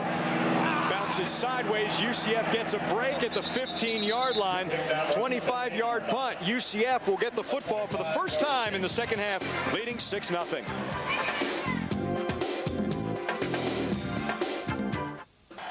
Daunte Culpepper comes back from the sidelines.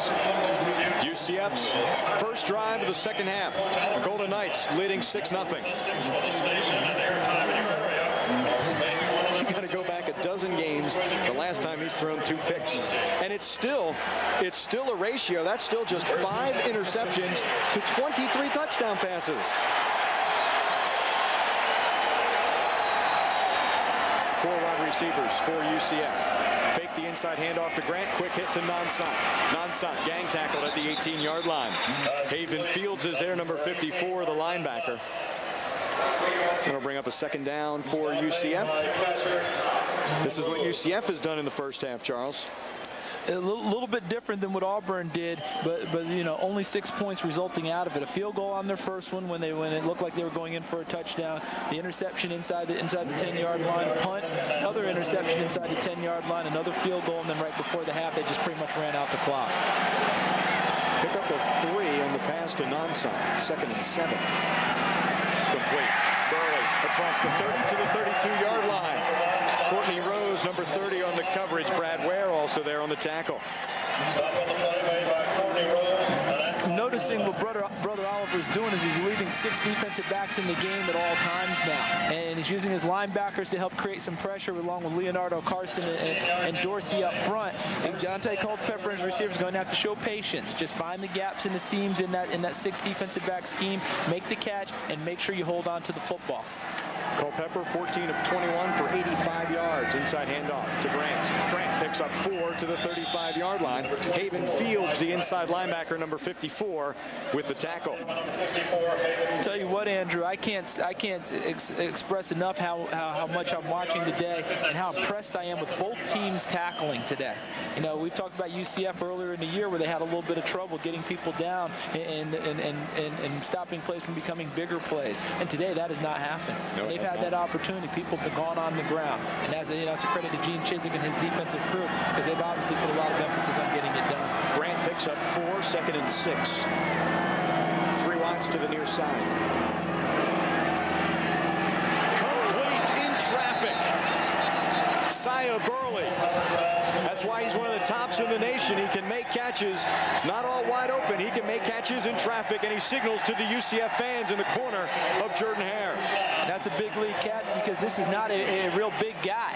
You know, he's showing no fear here, making the catch, knowing he's going to take a lick. Jason Bray came from his corner position. And that shows how quickly Auburn reacts on defense also. I mean, that ball was thrown. Jason Bray came off of his coverage to come make the hit on Burley. And Burley showing his toughness, making the catch. And look at him, still struggling to try and get additional yardage. Have to give the guy a lot of credit. That's his 4th catch. 266 yards and a new school record 2 weeks ago at Southwestern Louisiana. Grant on the handoff. Lot of room to midfield.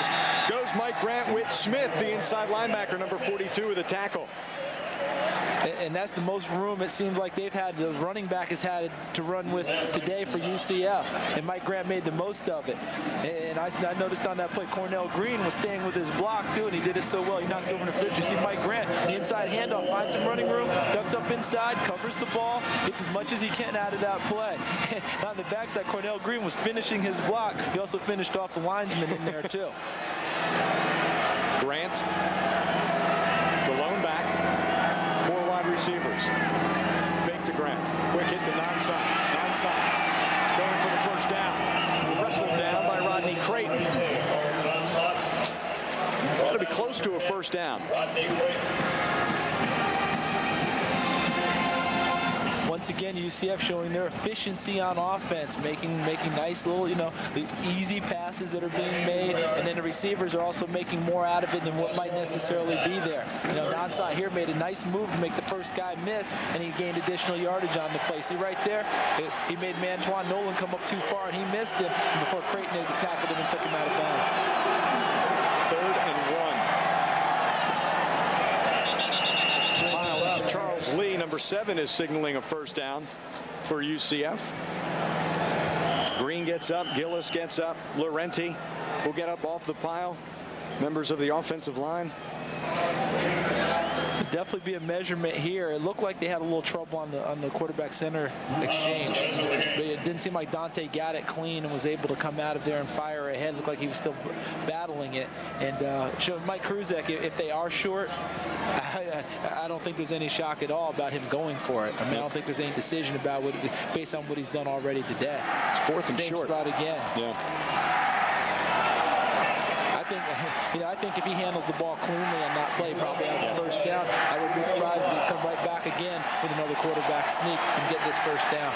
UCF 1 for 2 on 4th down conversions. Now remember, they ran on the last 4th down conversion. Eddie Mack picked it up. Mike Grant's in the game this time.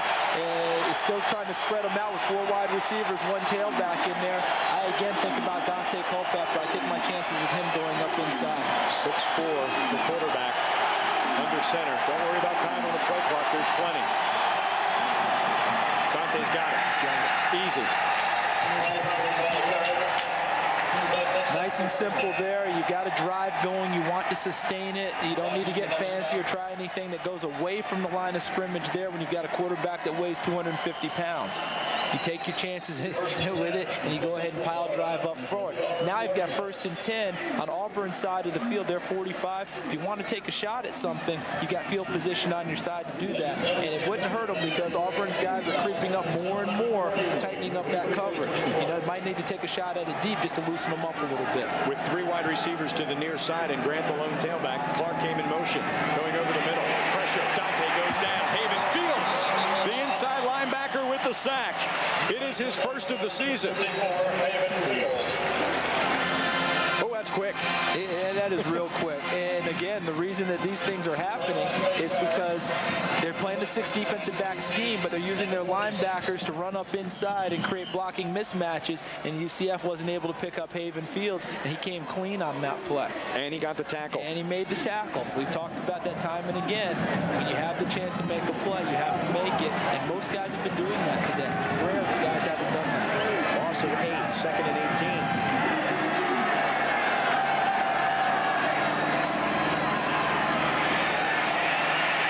The middle. Intercepted by Rob Pate. Pate intercepts the pass across midfield. 3rd interception for the Auburn Tigers.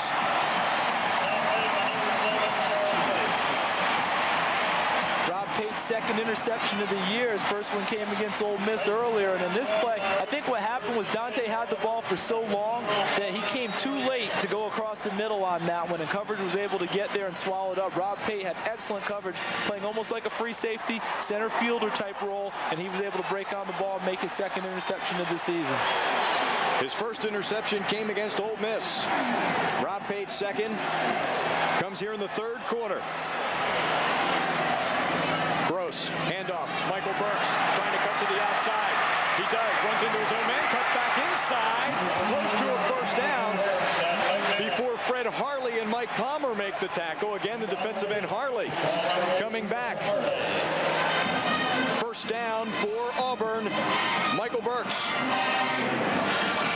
You know, if you were to tell people nationally going into this ball game that the University of Central Florida probably has a better football team than Auburn University, people would look at you a little bit funny. But that's what's been the case today. The problem now for UCF is you can't let a team like Auburn hang around and hang around and hang around with you. That's why points are so imperative for them, because they're just one play away from having to tie it up. Pitch to Burks. Reginald Doster wrestles him down at the 40-yard line.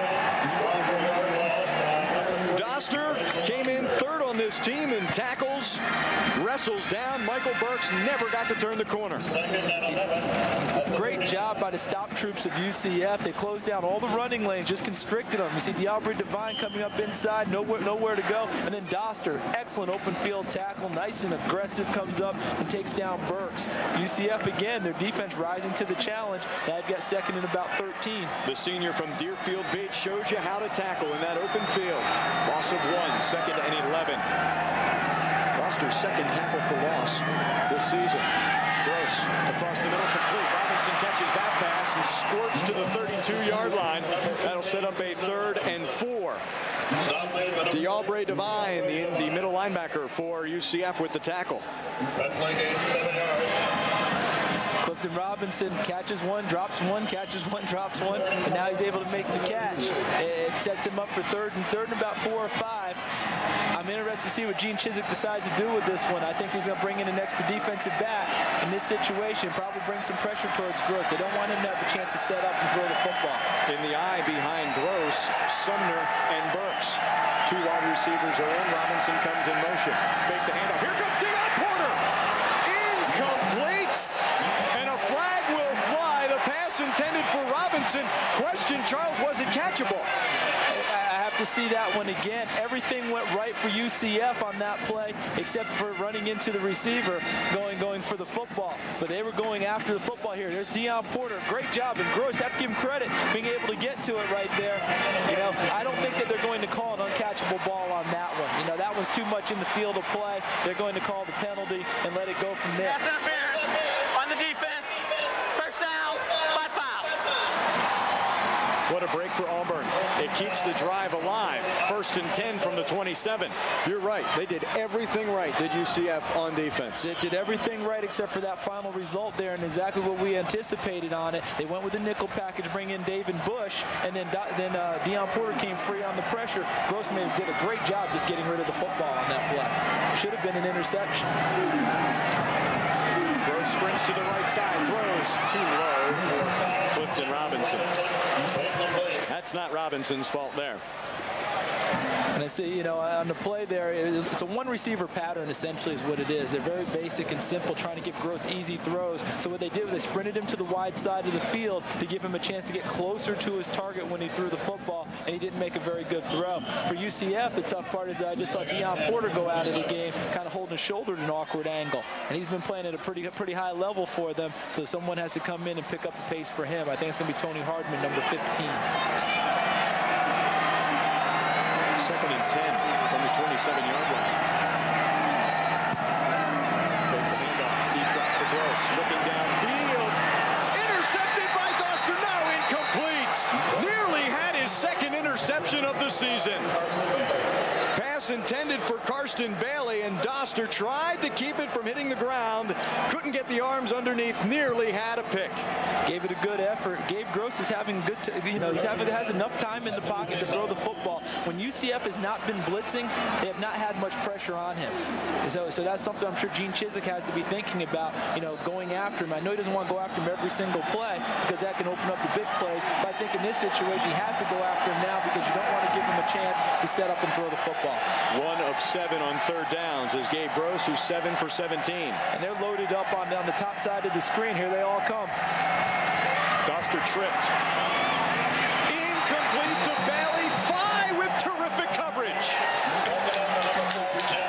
And that's why Jeff Fye's in the starting lineup now. I mean, this guy has really come a long way. He's a transfer from Kansas State who came back to UCF. Wasn't sure if he's going to play football or not. The coaches found him on campus and said, hey, you need to be out here playing with us. And they brought him in. He was a wide receiver at Kansas State. And look at this coverage ability because Gabe Gross, despite the blitz, had a lot of time to throw the football.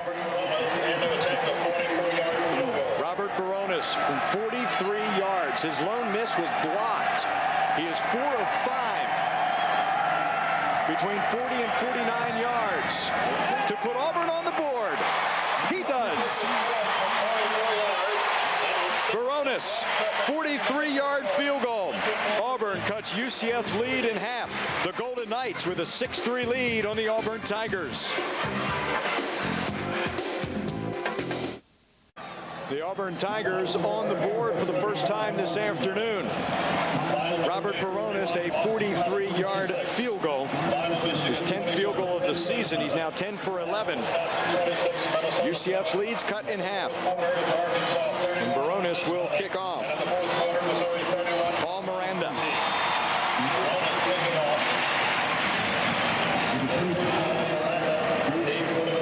This is the time that UCF could really use a good return by Paul Miranda, give their offense some good field position and a chance to work. The last few possessions haven't gone as well for UCF as they've wanted. They needed to make sure that Daunte Culpepper has all of his confidence as they go into as they finish up the second half. Miranda from the 3. Miranda across the 30. Miranda knocked out of bounds at the 44-yard line, a 41-yard return. The genius to my right is Charles Davis. He called it. Every now and then the blind squirrel finds that acorn. I think it's my turn this time. And so here he comes. Paul Miranda, look at him. The best part about that return was watching their special teams wall. All those guys, we call locking up on people. We used to call it hatting up. They get a guy in front, helmet in front, hands, everything's all set up. They're walling off people to the inside, walled off people to the outside, gave him a lane to get up into. Baronis with the field goal, making it 6-3. Gets credit for the tackle. He and their punter, Jeremy Zills, with tackles this afternoon. And you don't see that every day. And that's never a good sign on special teams. Fake the inside handoff to Grant. Culpepper with a keeper across midfield, and he stumbles to the 47-yard line. He'll pick up 8, setting up a second and shorts. And there's the return with the quarterback counter play. We saw it on the first series of the ball game, and they haven't run it since. Now out of the shotgun spread formation, fakes the inside handoff, which Auburn has seen a whole lot of, and that sure fooled the inside guys. They all fell for the fake. Gave Daunte Culpepper a lane to find some room into the secondary. Give Daunte 9, setting up a 2nd and 1 with the 4 wide receivers. This time to Grant. First down. To the 37-yard line, Mike Grant. Excuse me, make it the 42-yard line, Mike Grant. He'll pick up 5. Good inside running play again by UCF. This time Mike Grant just wanting to find first down yardage to give them a chance to move the chains and set up and go at it again. I'm wondering now if Mike Kruzek's thinking, because they've had a lot of trouble in the red zone area because the field does get constricted and it's tougher to run your offense, you might want to take a shot at it from out here a little bit more. Try and get a big play where you have some room to operate and get up on top of it. We've really not seen the play yet. Pitch to Grant. 8 is there, and so is Quentin Reese, number 86, with the initial hit to get Grant, but not before he picks up 4 or 5 yards. The good thing that's happening is that UCF's defense does not have to hit the field a whole lot in this ball game, and they're keeping them off the field. They're well rested when they go out there and play. The tough part of it, the flip side is, with all of this offense, you have to come up with more than these 6 points, because that still keeps Auburn in the ball game, and they may play a lousy game and still have a chance to win it at the end, which UCF cannot afford to do. Grant picks up 5. He now has 31 yards on 8 carries. Daunte, couple of steps, complete. Charles Lee gets away from the defenders to the 22-yard line. A 15-yard gain on the pass to the junior from Homestead. Special delivery from Daunte Culpepper to his cousin Charles Lee, and this is one of the few times you'll see a UCF receiver or a running back get away from a lot of the initial surge from Auburn. Most of the time when a guy makes the catch, he usually goes down pretty quickly. This time he was able to get away from Brad Ware, and then Nolan and Creighton made the tackle downfield. There's some emotion from the UCF offense. They know there's almost a sense of urgency here. Really want to get a touchdown and start to put Auburn in a real tough position. 4 catches for Charles Lee. Daunte down the line. He's taken down. Charles Dorsey, the nose tackle, hit him first. Haven Fields was there.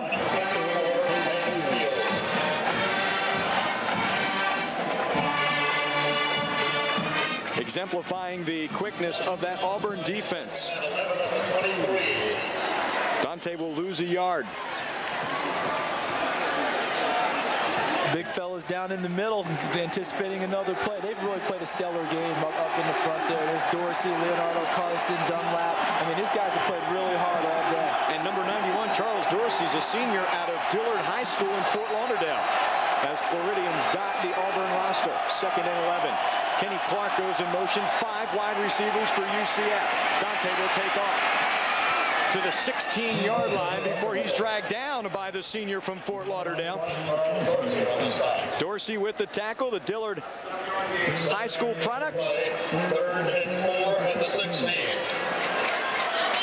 Another one of those key plays upcoming at 3rd and 4 as Daunte picks up 7 of the 11 yards. Is what UCF has done inside that red zone. 3 possessions, 6 points, 2 field goals. That 1 pick by Jason Bray. 3rd and 4. 4 wide receivers. Grant the tailback.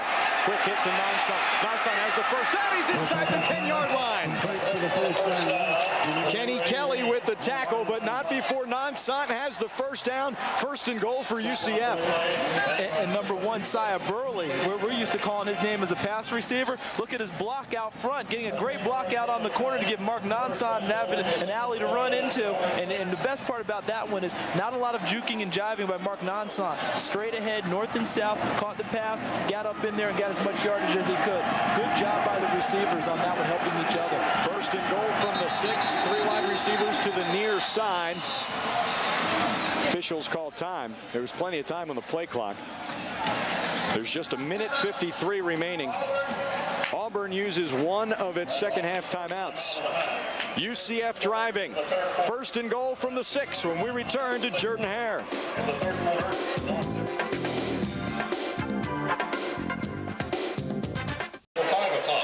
UCF has the ball, 1st and goal at the 6-yard line with a 6-3 lead and knocking on the door for more points are the Golden Knights. Andrew Monaco along with Charles Davis. Jordan-Hare Stadium, Auburn, Alabama. 1:53 left in the 3rd quarter. Mike Kruzik's UCF Golden Knights possibly on the verge of school history. 1st and goal from the 6. 3 wide receivers to the near side. Grant the lone tailback. Daunte under center. Give to Grant up the middle. Nothing doing there. He may have lost some yards. Haven Fields was there. So was one of the outside linebackers, Ryan Taylor. But Fields having a terrific game. You're seeing a lot of great athletes out there for Auburn's side, and you're seeing a lot of Auburn pride. You know, they are really bound and determined to hang in there and hang in there and hang in there, and hopefully things will happen. Looks like Haven Fields was hurt on that play. No. hopefully that's just a cramp that he got. Even though it's November, these guys are still out there playing pretty hard. And Haven Fields is playing a lot more now after the injury from Collier. And they Collier rotate around. ACL for Collier, number 51. Inside handoff to Grant. But this is a play for UCF, especially in this situation. They might want to just go ahead and take it and throw it out, because they're not going to get a whole lot in there running straight ahead against them. It looked like the injury happened after when he was celebrating. That's why I'm hoping it was a cramp. You hope that he didn't get hurt celebrating a big play that he made and have a serious injury. Palmetto High School in Miami, Haven Fields. The initial hit and the tackle there comes from the right end, Leonardo Carson. Yeah, he kind of submarined. It's a real surprise you're calling his name again. Yeah, really. The big guy came in, and he was bound and determined to play well today, and he's been playing well for most of this season. Yeah. I mean, he's really picked up the pace. It looks like it was probably a cramp, and it's a good sign to see Fields run off, because you mentioned before Collier and ACL. Carson, so that's too bad. Talked about Carson, 23 consecutive starts at right end, and you think he's all SEC? He should be all SEC. These Auburn guys should be rewarded well on defense. Won't have any guys on offense, I don't think, but the defense, they should have some people. Second and goal from the 8-yard line. 3 wide receivers to the near side. Edward Mack, the lone tailback. Clark across the middle. Culpepper into the end zone, intercepted. The 4th INT of the game. Larry Casher's second pick of the afternoon. UCF comes up empty.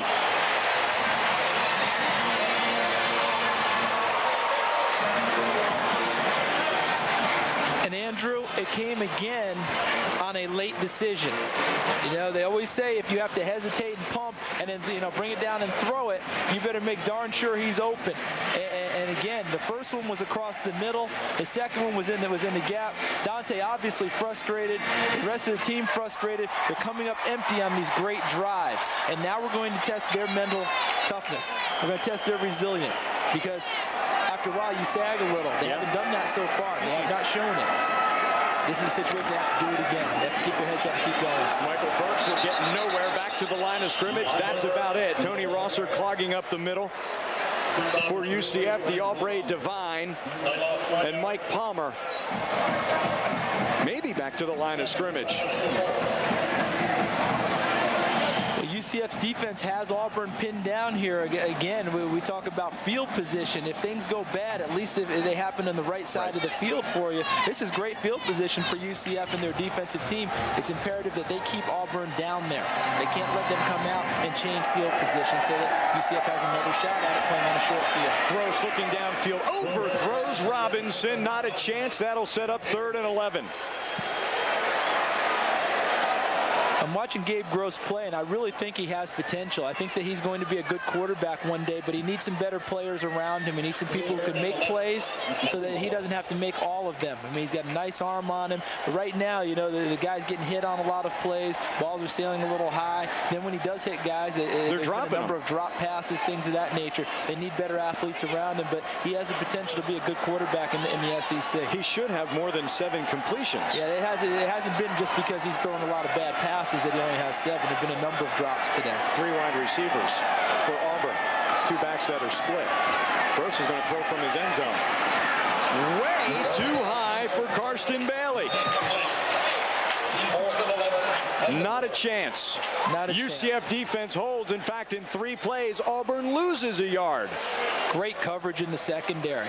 I mean, on that play, when he threw the ball, you had 2 defensive backs breaking on it. You had one from the inside breaking out, one from the outside breaking in. We'll see it from what the secondary is looking at downfield. They read all the way. Demps breaking from the inside, 5 from the outside. Ball's overthrown. No pass interference. Make them kick it away. End over end punt. Burley's going to let it go. The 6th punt of the afternoon by Zills. End over end. And Burley's looking right into the sun.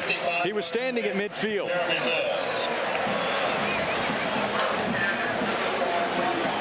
UCF will still have outstanding field position. UCF Golden Knights College Football on Sunshine Network is brought to you in part by Huntington Banks. Take control of your money. He raised a good point on the punt return, Andrew. He's looking back into the sun, so that's going to be what I'm going to excuse him on that play, because that's a play the punt returner's got to go get the ball. Yeah. You know, if the sun's affecting him, I understand that totally. You don't want to cause a fumble or a muff that could run off of you, but otherwise go get the ball because he just gave up extra yardage. But still at the 41 to start this drive. Daunte under some pressure. Complete to Nonson. Still on his feet. Near a first down. That sets a completion record for Daunte Culpepper. Single season pass completions. Mark Nonsant makes that catch. They picked up 9 yards. Just set the UCF single season record for completions, 240. 19th completion of the afternoon. Daunte and UCF head to the fourth with a 6-3 lead on Auburn.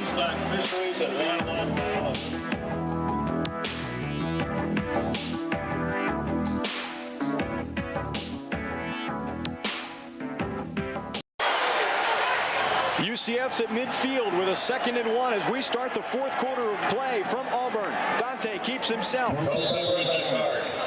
close to a first down.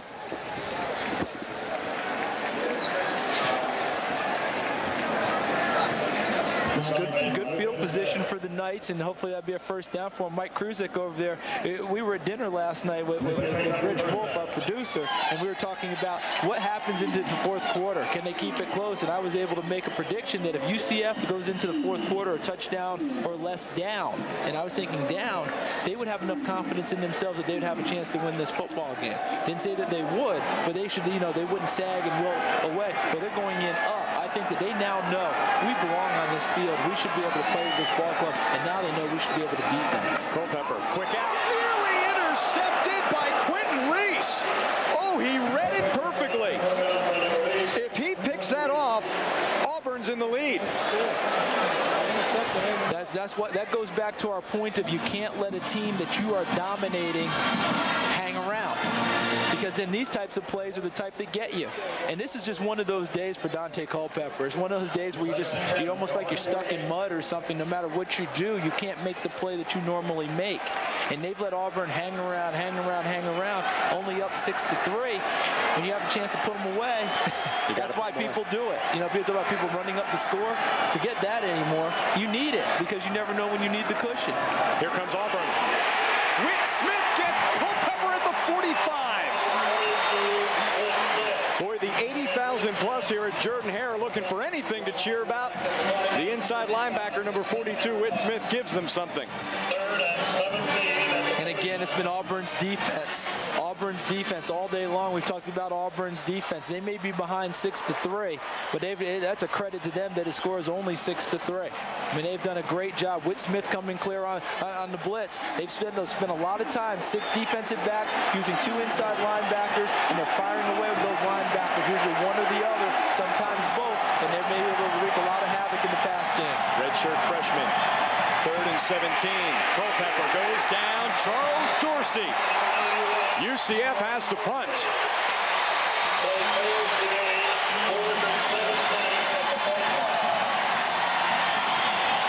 It has been UCF on the attack all afternoon, Andrew, but now I'm sensing that the tide's turning a little bit.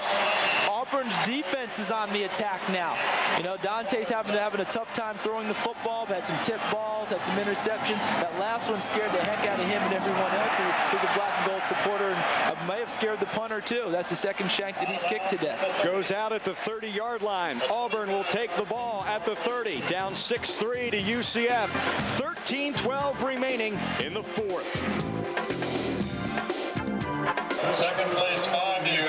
Auburn football, 1st and 10 from the 30-yard line. The UCF defense, time and time again, has stepped up throughout this game.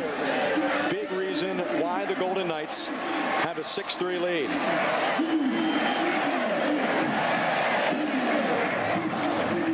The UCF coach coaches. Yeah, Charles Huff on our left and Gene Chiswick, the defensive coordinator, showing a good amount of calm and reserve, but you know their stomachs are just churning right now because they need their defense to step up and do it one more time for them. This is a very unusual situation. This is a day that the UCF offense is relying on the UCF defense to carry them. Yep.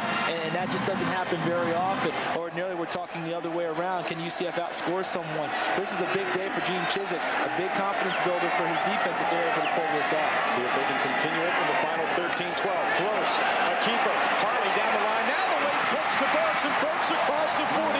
He may have a first down.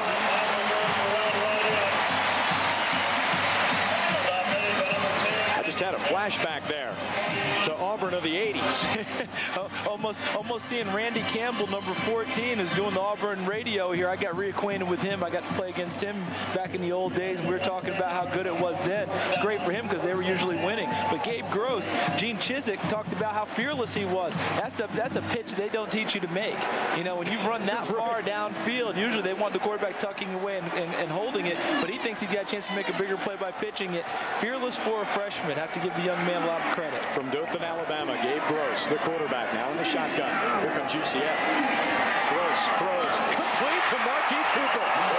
He's at midfield and near the first down. And you've got guys making plays now for Auburn that haven't made them. That's Markeith Cooper's third catch of the year. And this was a guy that they had counted on a couple of years ago, thinking he was going to be a great recruit for them and play well.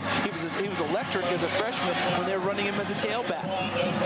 Now he's not catching very many passes, only his third catch of the whole season, but he stepped up and made a play. And when you have a tight ball game, you start to look for people who are going to step up and make these plays, and sometimes the heroes come from unlikely sources. Second and very, very short. Look at this on 2nd and 1. Going for Cooper. Fye is there and breaks it up, and Jeff Fye on the coverage. The 5th pass that he breaks up. Good play. Took a shot, though. Yes, you're right. That's exactly where I was going with that, Andrew. We've talked about it a little bit. Jeff Fye, excellent coverage. But good call by Jimbo Fisher because he needs to loosen up UCF a little bit. You know, you got a lot of guys cheating up closer to the line. Got a lot of guys in the boxes, they like to say. Maybe getting up on press coverage. Loosen them up a little bit. At least get it in their minds that they have the ability to go past them. Good play by Jeff Fye. He came back nicely on a ball that was a little underthrown. Roman Nelson is the fullback for Auburn on the 3rd and very short. Give to the up back, and he rumbles to the 47-yard line for a first down, continuing this drive. Sophomore out of Fairfax, Virginia, Roman Nelson. Just his 7th carry of the season. Getting the feeling, Andrew, that our old friend Momentum is tipped over towards the Auburn sideline right now. This probably won't be a real pretty drive, but they have the momentum, and they're taking the attack to UCF now for probably the first time all day. Can they sustain it after 1 or 2 first downs? They've not been able to do that. Gross keeps. Gross still keeps to the 40. Palmer there. Devine is there. Reginald Doster on the backside with the tackle. Stop made by Doster and Devine. This is where the UCF defense has to close ranks a little bit, and they're going to need all their guys to step up and make the plays when they present. Gabe Gross getting down the line on the option, little option responsibility. See Doster coming from the outside to make the play. Each guy has to know his assignment in the option, because if you don't, one guy misses it, that's where big plays happen. This time they did a good job. Aubrey Devine coming from the inside out to help him make the play with Doster. On a 2nd and 3, Gross with the pitch to DeMontre Carter. First down and more. Carter knocked out of bounds by Doster at the 30-yard line. The sophomore from Pensacola High School, DeMontre Carter, gets the first down, and the drive continues. Just what we talked about, option responsibilities. A lead option, fullback going to the corner to kick out. Rusty Williams, number 3. He gets a block on the outside on Reginald Doster. Gives DeMontre Carter a chance to get additional yardage before Doster knocks him out of bounds. 1st and 10 from the 30-yard line. That's what Auburn has done on this drive. Gross, handoff. Carter hit by Aubrey Devine behind the line of scrimmage.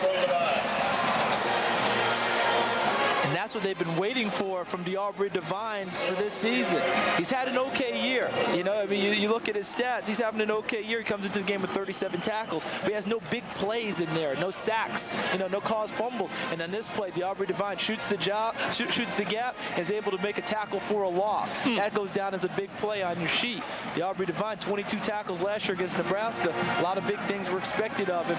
That will go a long way towards getting him back on the beam. Lakeland High School, he goes 235, Carter under 190. Divine wins that 2-yard loss. Gross, complete to Williams. Williams fumbled the football. UCF's got it.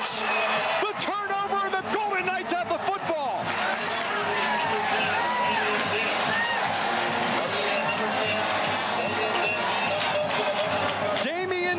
The sophomore from Carroll City, Miami, recovers the fumble. Called his name a few times today, Andrew. Damian Demp's been involved in a lot of aspects. Gross throwing a little dig route inside to Rusty Williams with motion out of the backfield. Jeff Fye with the strip. So Jeff Fye coming there with the strip from the front side. He had some help from the backside. Couldn't see the number of the UCF player coming in. And Damian Demps is able to get to the football. That's not when you swarm to the ball. Have a lot of guys there. Increases your chances of picking up loose balls when they happen. Pitch to Mike Grant. Mike Grant down at the 20-yard line. No gain.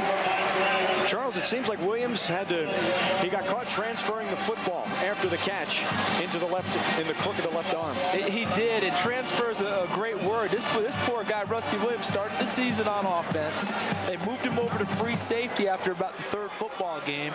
Telly Embry, who was supposed to start, came up lame this week. He couldn't play. Rusty Williams, they handed us a sheet of paper, said Rusty Williams going to start at fullback today. This young man's been awfully versatile. I'm surprised he knows which side of the field to go on the way things have gone for him. It's unfortunate that play had to happen. No gain for Grant. Taylor coming up the middle. Daunte over the middle. Complete to Kenny Clark. Clark to the 35-yard line. That's a first down. The young man has moxie, doesn't he? I mean, he's thrown 4 picks today. And a lot of people would say, you know, you throw 4 picks, I don't know if I want to throw the football anymore. You know, you're young, you know, coach, why don't we run the football? Let's just run and eat up some clock. But he came right back. Not an easy throw either. And across the middle, where a couple of his interceptions have happened today. And you know that's in the back of his mind. Makes a nice throw. Good play by Charles Lee, getting the ball and getting upfield again. First down for UCF. Clark goes to the sidelines. He is hurt after making his 4th catch of the game and the 34th catch of the season. For the sophomore out of Ocala Vanguard, 1st and 10 from the 35-yard line. 4 wide receivers for UCF.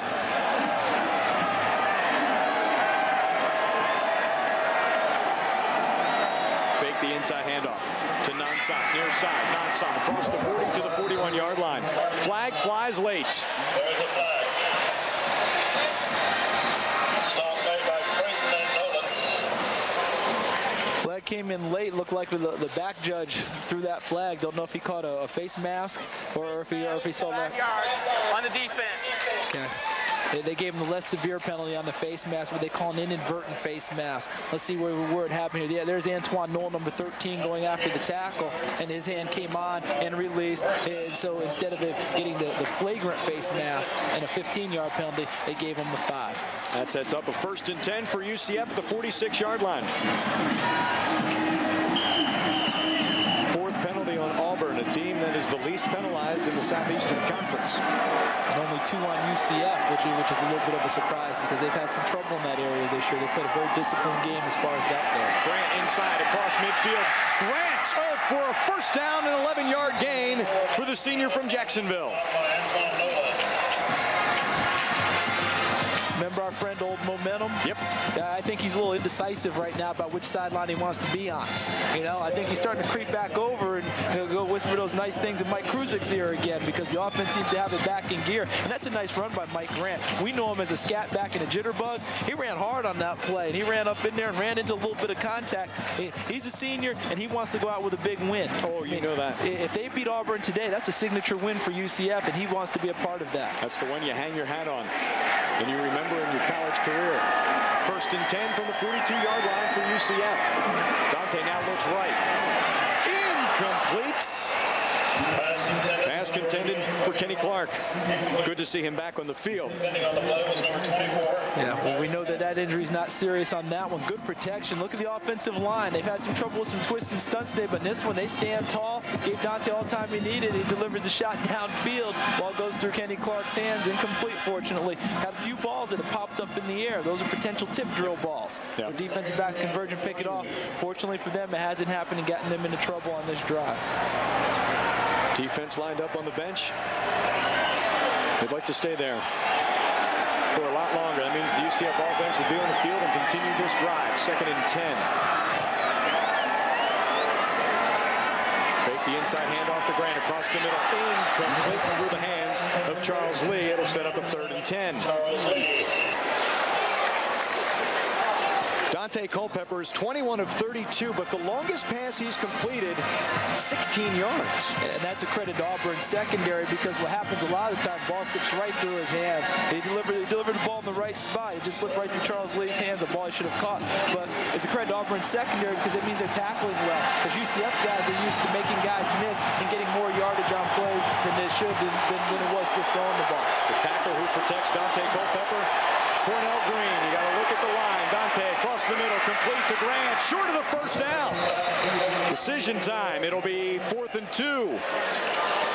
Number 27, Brad Ware on the tackle. an 8-yard gain. And see where they place it. They're placing the ball on the 34. So, you know, if it's going to be a field goal attempt, it'd be a 50-something yard field goal. Yeah, they're going to take a timeout and talk it over. I think they're going to go for it. Grant with the completion. 4th and 2 upcoming when we return.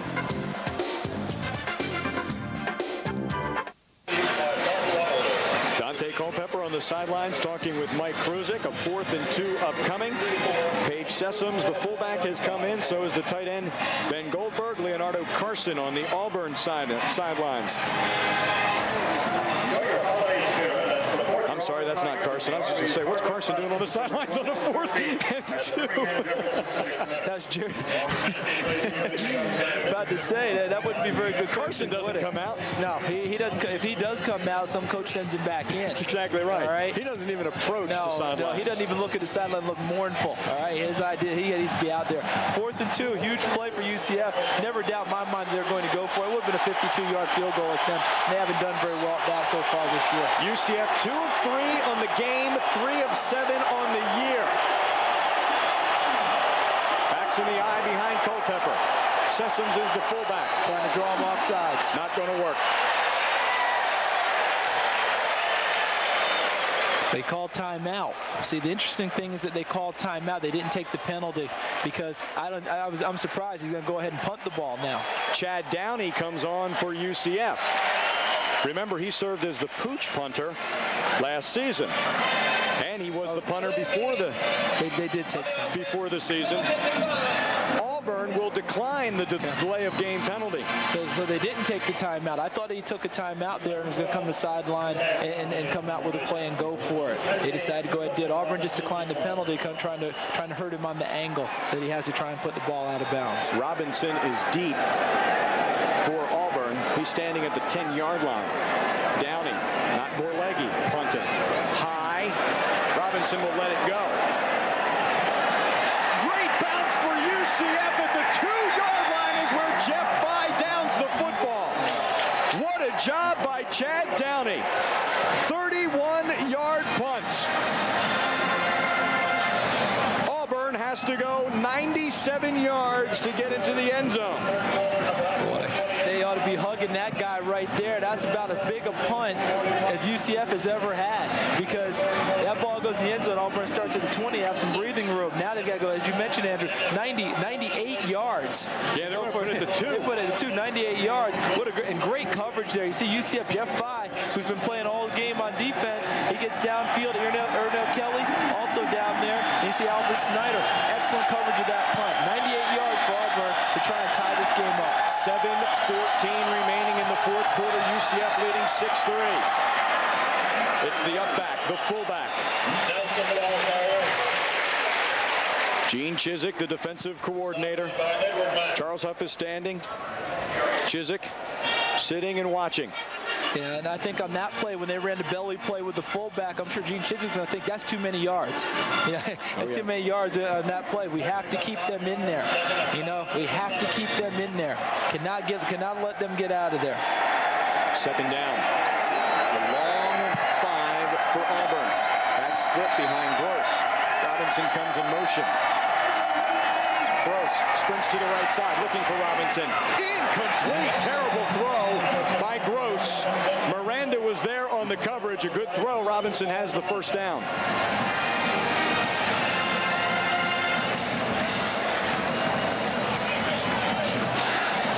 Nine of 24 this afternoon is Gabe Gross.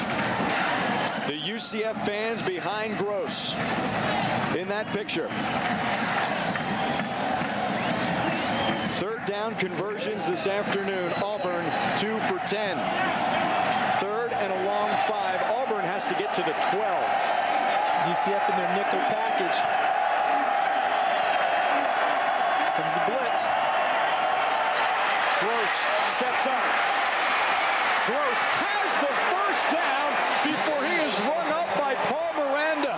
As gutsy a run as you will see, Gross from his own end zone keeps this drive alive. Yeah, they came with the blitz from the outside. You'll see Deion Porter coming from the outside trying to, it looks like gets a hand. Mrs. Gross coming up inside. And as you mentioned, Andrew, a gutsy run. A couple more missed tackles, which we have not seen much of today from UCF. They've done a good job of tackling all day, but not on that particular run. Excellent job by Gabe Gross getting that first down. First and 10 from the 14. Backs in the eye. Gross. Pitch to Burks. Burks. Not a lot of room, but he carries to the 23-yard line. He carried Marv Richardson to the 23.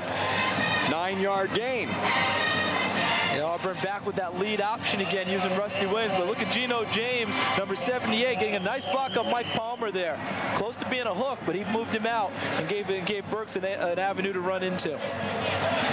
Lead option, Rusty Williams locking up with Jeff Pye. Good block there. Geno James, their all-conference tackle, getting downfield, making another nice block, giving Michael Burks some room to run. Here's Geno James, the strong tackle, junior out of Montgomery, Alabama. Burks in traffic. Burks is taken down. Josh McKibben. Damian Demps, who we have called all afternoon, in on the play once again. Young man really has played an excellent game, and looking again like Gene Chizik is going to bring in extra defensive backs. They used the last few times in this situation, they've used some sort of a blitz to try and get inside. And you remember, reflect back to the first half when he used that run blitz to stop them. Don't be surprised to see something like that again here, because Auburn right now, they've had more effectiveness running the football than they have throwing it. Third and short, and they try and run it again. Bailey and Robinson on the top side. Burks goes in motion to the near side. Here comes Porter. Incomplete to Rusty Williams.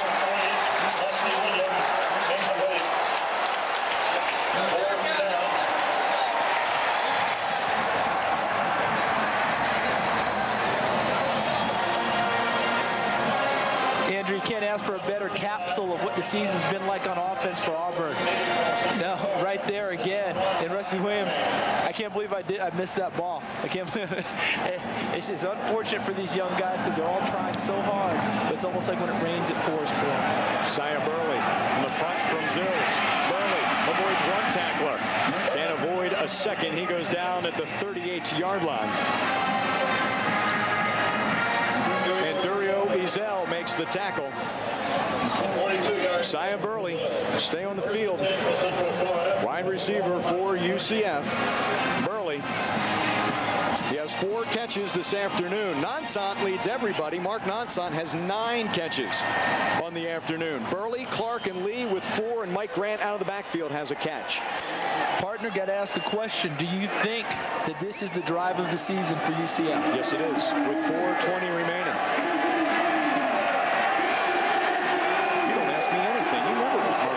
Inside handoff. Matt gets across the 40 to the 42, 43-yard line. With Whit Smith with the tackle. These 5 teams below their season average make it 6 teams when you add the team in yellow, UCF. Yeah, and Arkansas ranked number 10 in the country coming in today. They really put a number on Ole Miss. Last I saw it was 31-0. Florida number 5 in the country. Tennessee number 2 in the country. And Ole Miss, with that loss today, came in a good ball club. Only 1 loss in the Western Division of the SEC. That's an excellent Auburn defense. And you're looking at a UCF team that averages 500 yards at 230 this afternoon. So it's kept Auburn in this game. But Edward Mack looking to break it open to the 40, across the 40, and he turns to the 35. At some point in a ball game, fatigue sets in. And I'm not saying that the Auburn guys are dragging, but occasionally it happens. And I think, you're looking at a team that has fought and scratched and battled all ball game. And here it is, finally a gap for someone to run into that opened and stayed open. Most of the times you see them open and they were closed very quickly by Auburn's defense. Edward Mack getting downfield, got some good blocks. Look at him running real hard, running over Larry Casher there before Pate and a whole posse of Auburn guys take him down.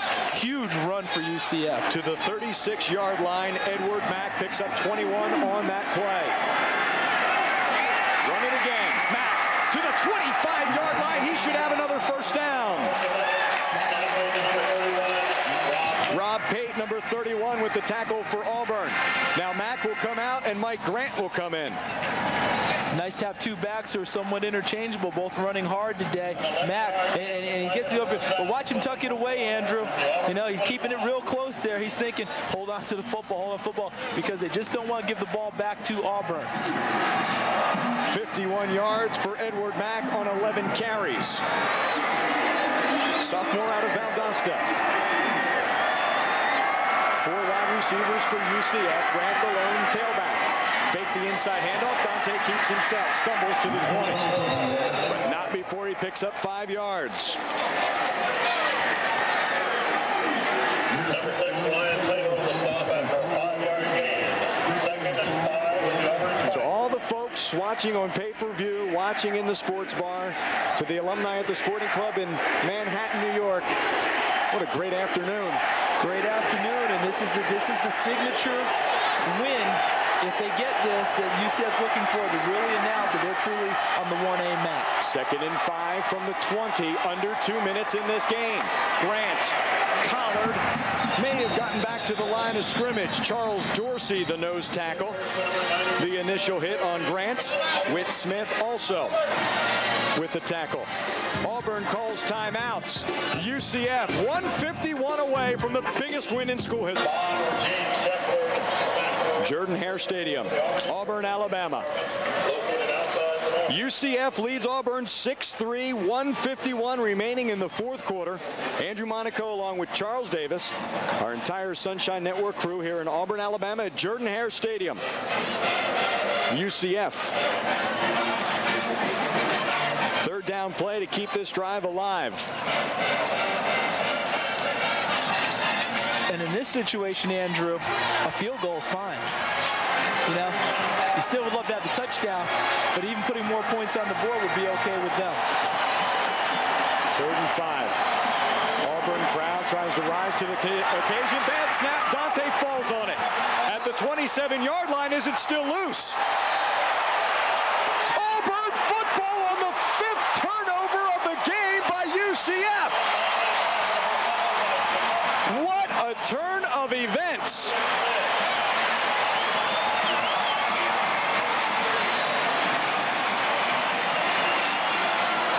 The shotgun formation, which may be a little bit of a surprise in that situation, but the one thing about Mike Kruzik is that he's always going to run his offense. Daunte wasn't able to get it there. That was Antoine Nolan and Whit Smith who coming up with the fumble recovery.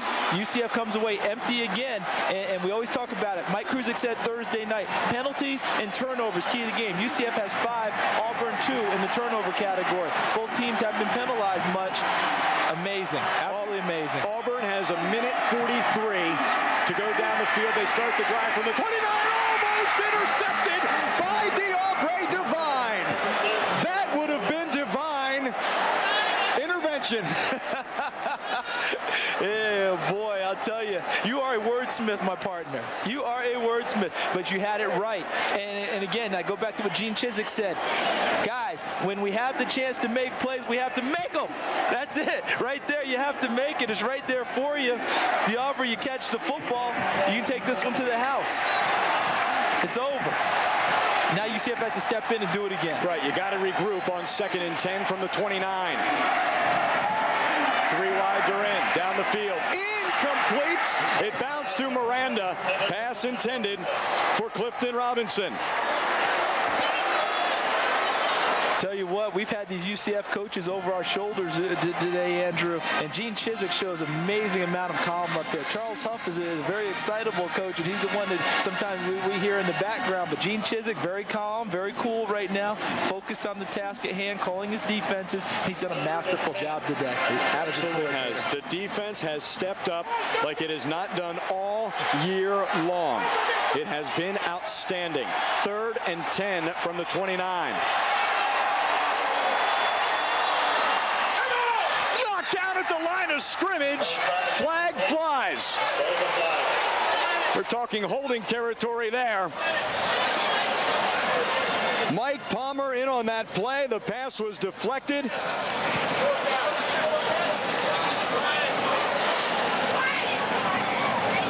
Face mask on Auburn.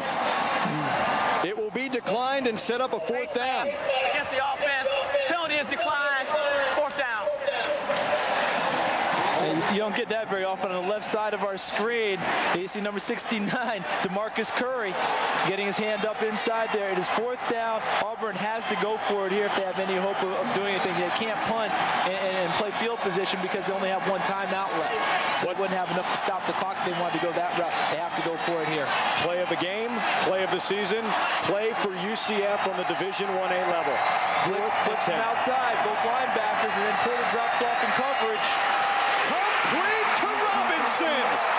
What a clutch grab. Actually throw and grab. Gross to Robinson. That's why you get 4 downs. That's why you get 4 downs. And this is a situation where heart and tradition come into play. Because this is still Auburn. This is still an SEC school. And you know, they may be 2-6, but it's homecoming. Their pride is on the line. And they made a play there that you just wouldn't have expected from watching them all day today. 1st down, complete. Bailey! Flag flies down the sideline. They're going to say Bailey is out of bounds.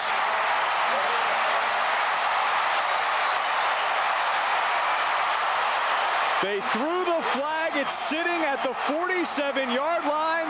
Bailey took off up the sidelines into the end zone. We all wait.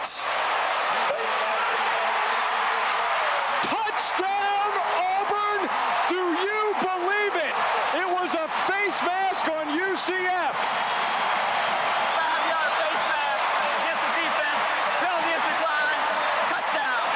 58 yards. 3 catches, 76 for Bailey. Auburn off the deck. The senior, Karsten Bailey, homecoming, senior day. He had dropped the ball earlier. You remember? He dropped the ball earlier. That was redemption for him. Baronis. Extra point is good, and Auburn with its first touchdown of the game. Karsten Bailey, 58 yards up the sidelines, and Auburn has a 10-6 lead. UCF has to get in the end zone. 57 seconds and 2 timeouts. Unbelievable. And what it's going to take now is another good return by Paul Miranda. They need field position to get started on this. They have 2 timeouts, and remember, you get extra timeouts. I call them timeouts. They're really not if you get first downs, because the clock has to stop with the chains moving. But let's go back one more time. What have we said all game? If you let someone hang around, you are one play away from getting beat. And it happened. And that's, you know, they haven't lost yet, obviously. Right. But that's the problem. You let them hang around, you're one play away from disaster, and that's what happened there. The Aubrey Devine with the drop, you know, different things that have happened today where you've had a chance to make plays, you make them, you put them away. I always like to look at plays that are key in the drive as we look at Paul Miranda. Bailey does not make that catch without the fourth down catch by Robinson. Exactly. And here in this situation, if you're Auburn, do you kick it to Miranda? I would not. You know, or do you squib it along the ground or something like that? It's going to be a little chess match going now. But the good thing is that UCF knows how to get the ball downfield quickly. So if you got a team with a chance to do it, you would want to bet more on UCF. And this is going to be their opportunity. Baronis. It's going to Miranda at the 7. Miranda across the 30 to the 32-yard line. Way back by the 17-yard line is a penalty flag. And it's going to be there's going to be a block in the back. I saw it from up here. I was surprised when there was no flag initially because the referee was behind the play, and you would think that he would have seen it. He didn't see it. It was called by somebody who came from 30 yards upfield the other way. Block in the back by the receiving team. But you know, see Miranda can see right there on Jason Bray, number 15 Tony Hardman pushed him in the back, and that's going to be the penalty.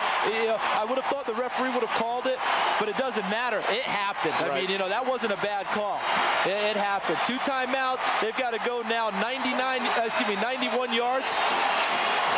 The penalty gets marched off from the spot of the foul, not where Miranda was taken down. Well, this is good. It's good that you've got Daunte Culpepper under center. He has not played his best ball game today, but he's a senior.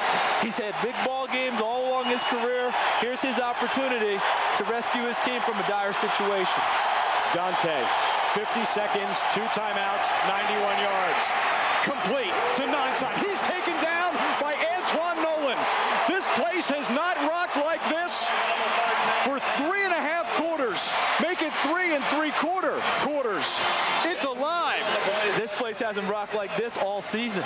You're right. I mean, it hasn't rocked like this since sometime last season because they haven't given their home faithful much to cheer about. 25 seconds on the snap. Daunte to the right, throws, complete to Charles Lee. Lee taken down. He's at the 30-yard line. The clock will stop on the first down to put the chains. But they have to and hustle. UCF will use a timeout. Yeah, it's a good idea using it there. And that's one situation that Charles Lee was trying to make a big play after the catch. It almost would have served him better to catch the ball with the first down and get down, so the clock would have stopped immediately. You know, they didn't gain much from him doing that, but you can't fault the young man. He's trying to make a play. He's trying to make a play. You know, that's the hindsight 2020 that we get to have up here in this booth. You know, You've become a lot smarter since you've gotten farther from the field, haven't you? Let me tell you something. I'm a much better player, much better coach being up here because it's easy. It's easy to do the second guessing. I don't have to make the play when it happens. But turnovers and penalties. Mike Kruzik said it Thursday night on his show. Turnovers and penalties. Penalties haven't been a problem today. Turnovers have. You know, I played for John Majors at Tennessee. He always used to tell us all the time, the team making the fewest mistakes will win. And he always talked about turnover margin, takeaways, all that. I was just about to say, if UCF won the game with 5 turnovers to Auburn's 2, that's almost a miracle. It shouldn't happen that way. And, you know, and they still have a chance to win it, but that's what comes back to haunt you. 14 seconds. They've still got to cover 70 yards.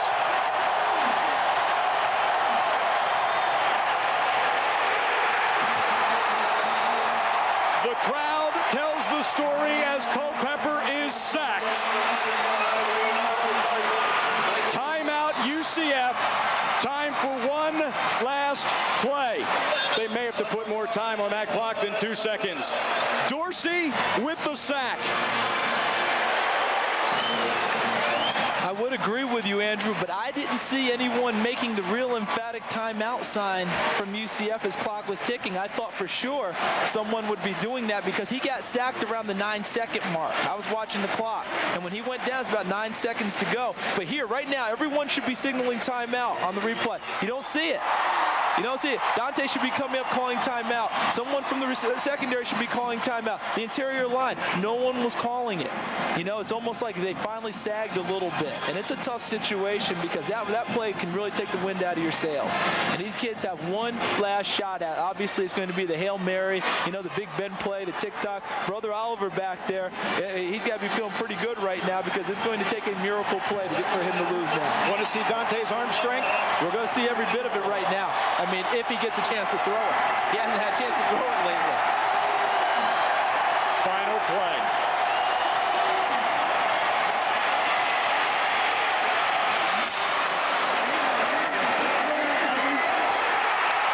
Incomplete, out of bounds, and the Auburn Tigers steal a 10-6 win away from the UCF Golden Knights. UCF has come so close, and yet they're so far away from that signature win. Last year at South Carolina, last year at Ole Miss, last year against Mississippi State. So close, and yet still an empty feeling. A very empty feeling. There goes Brother Oliver, the head coach there, the winning head coach, going from the press box where he coaches. Mike Kruzek shaking hands with the assistant coaches down on the field.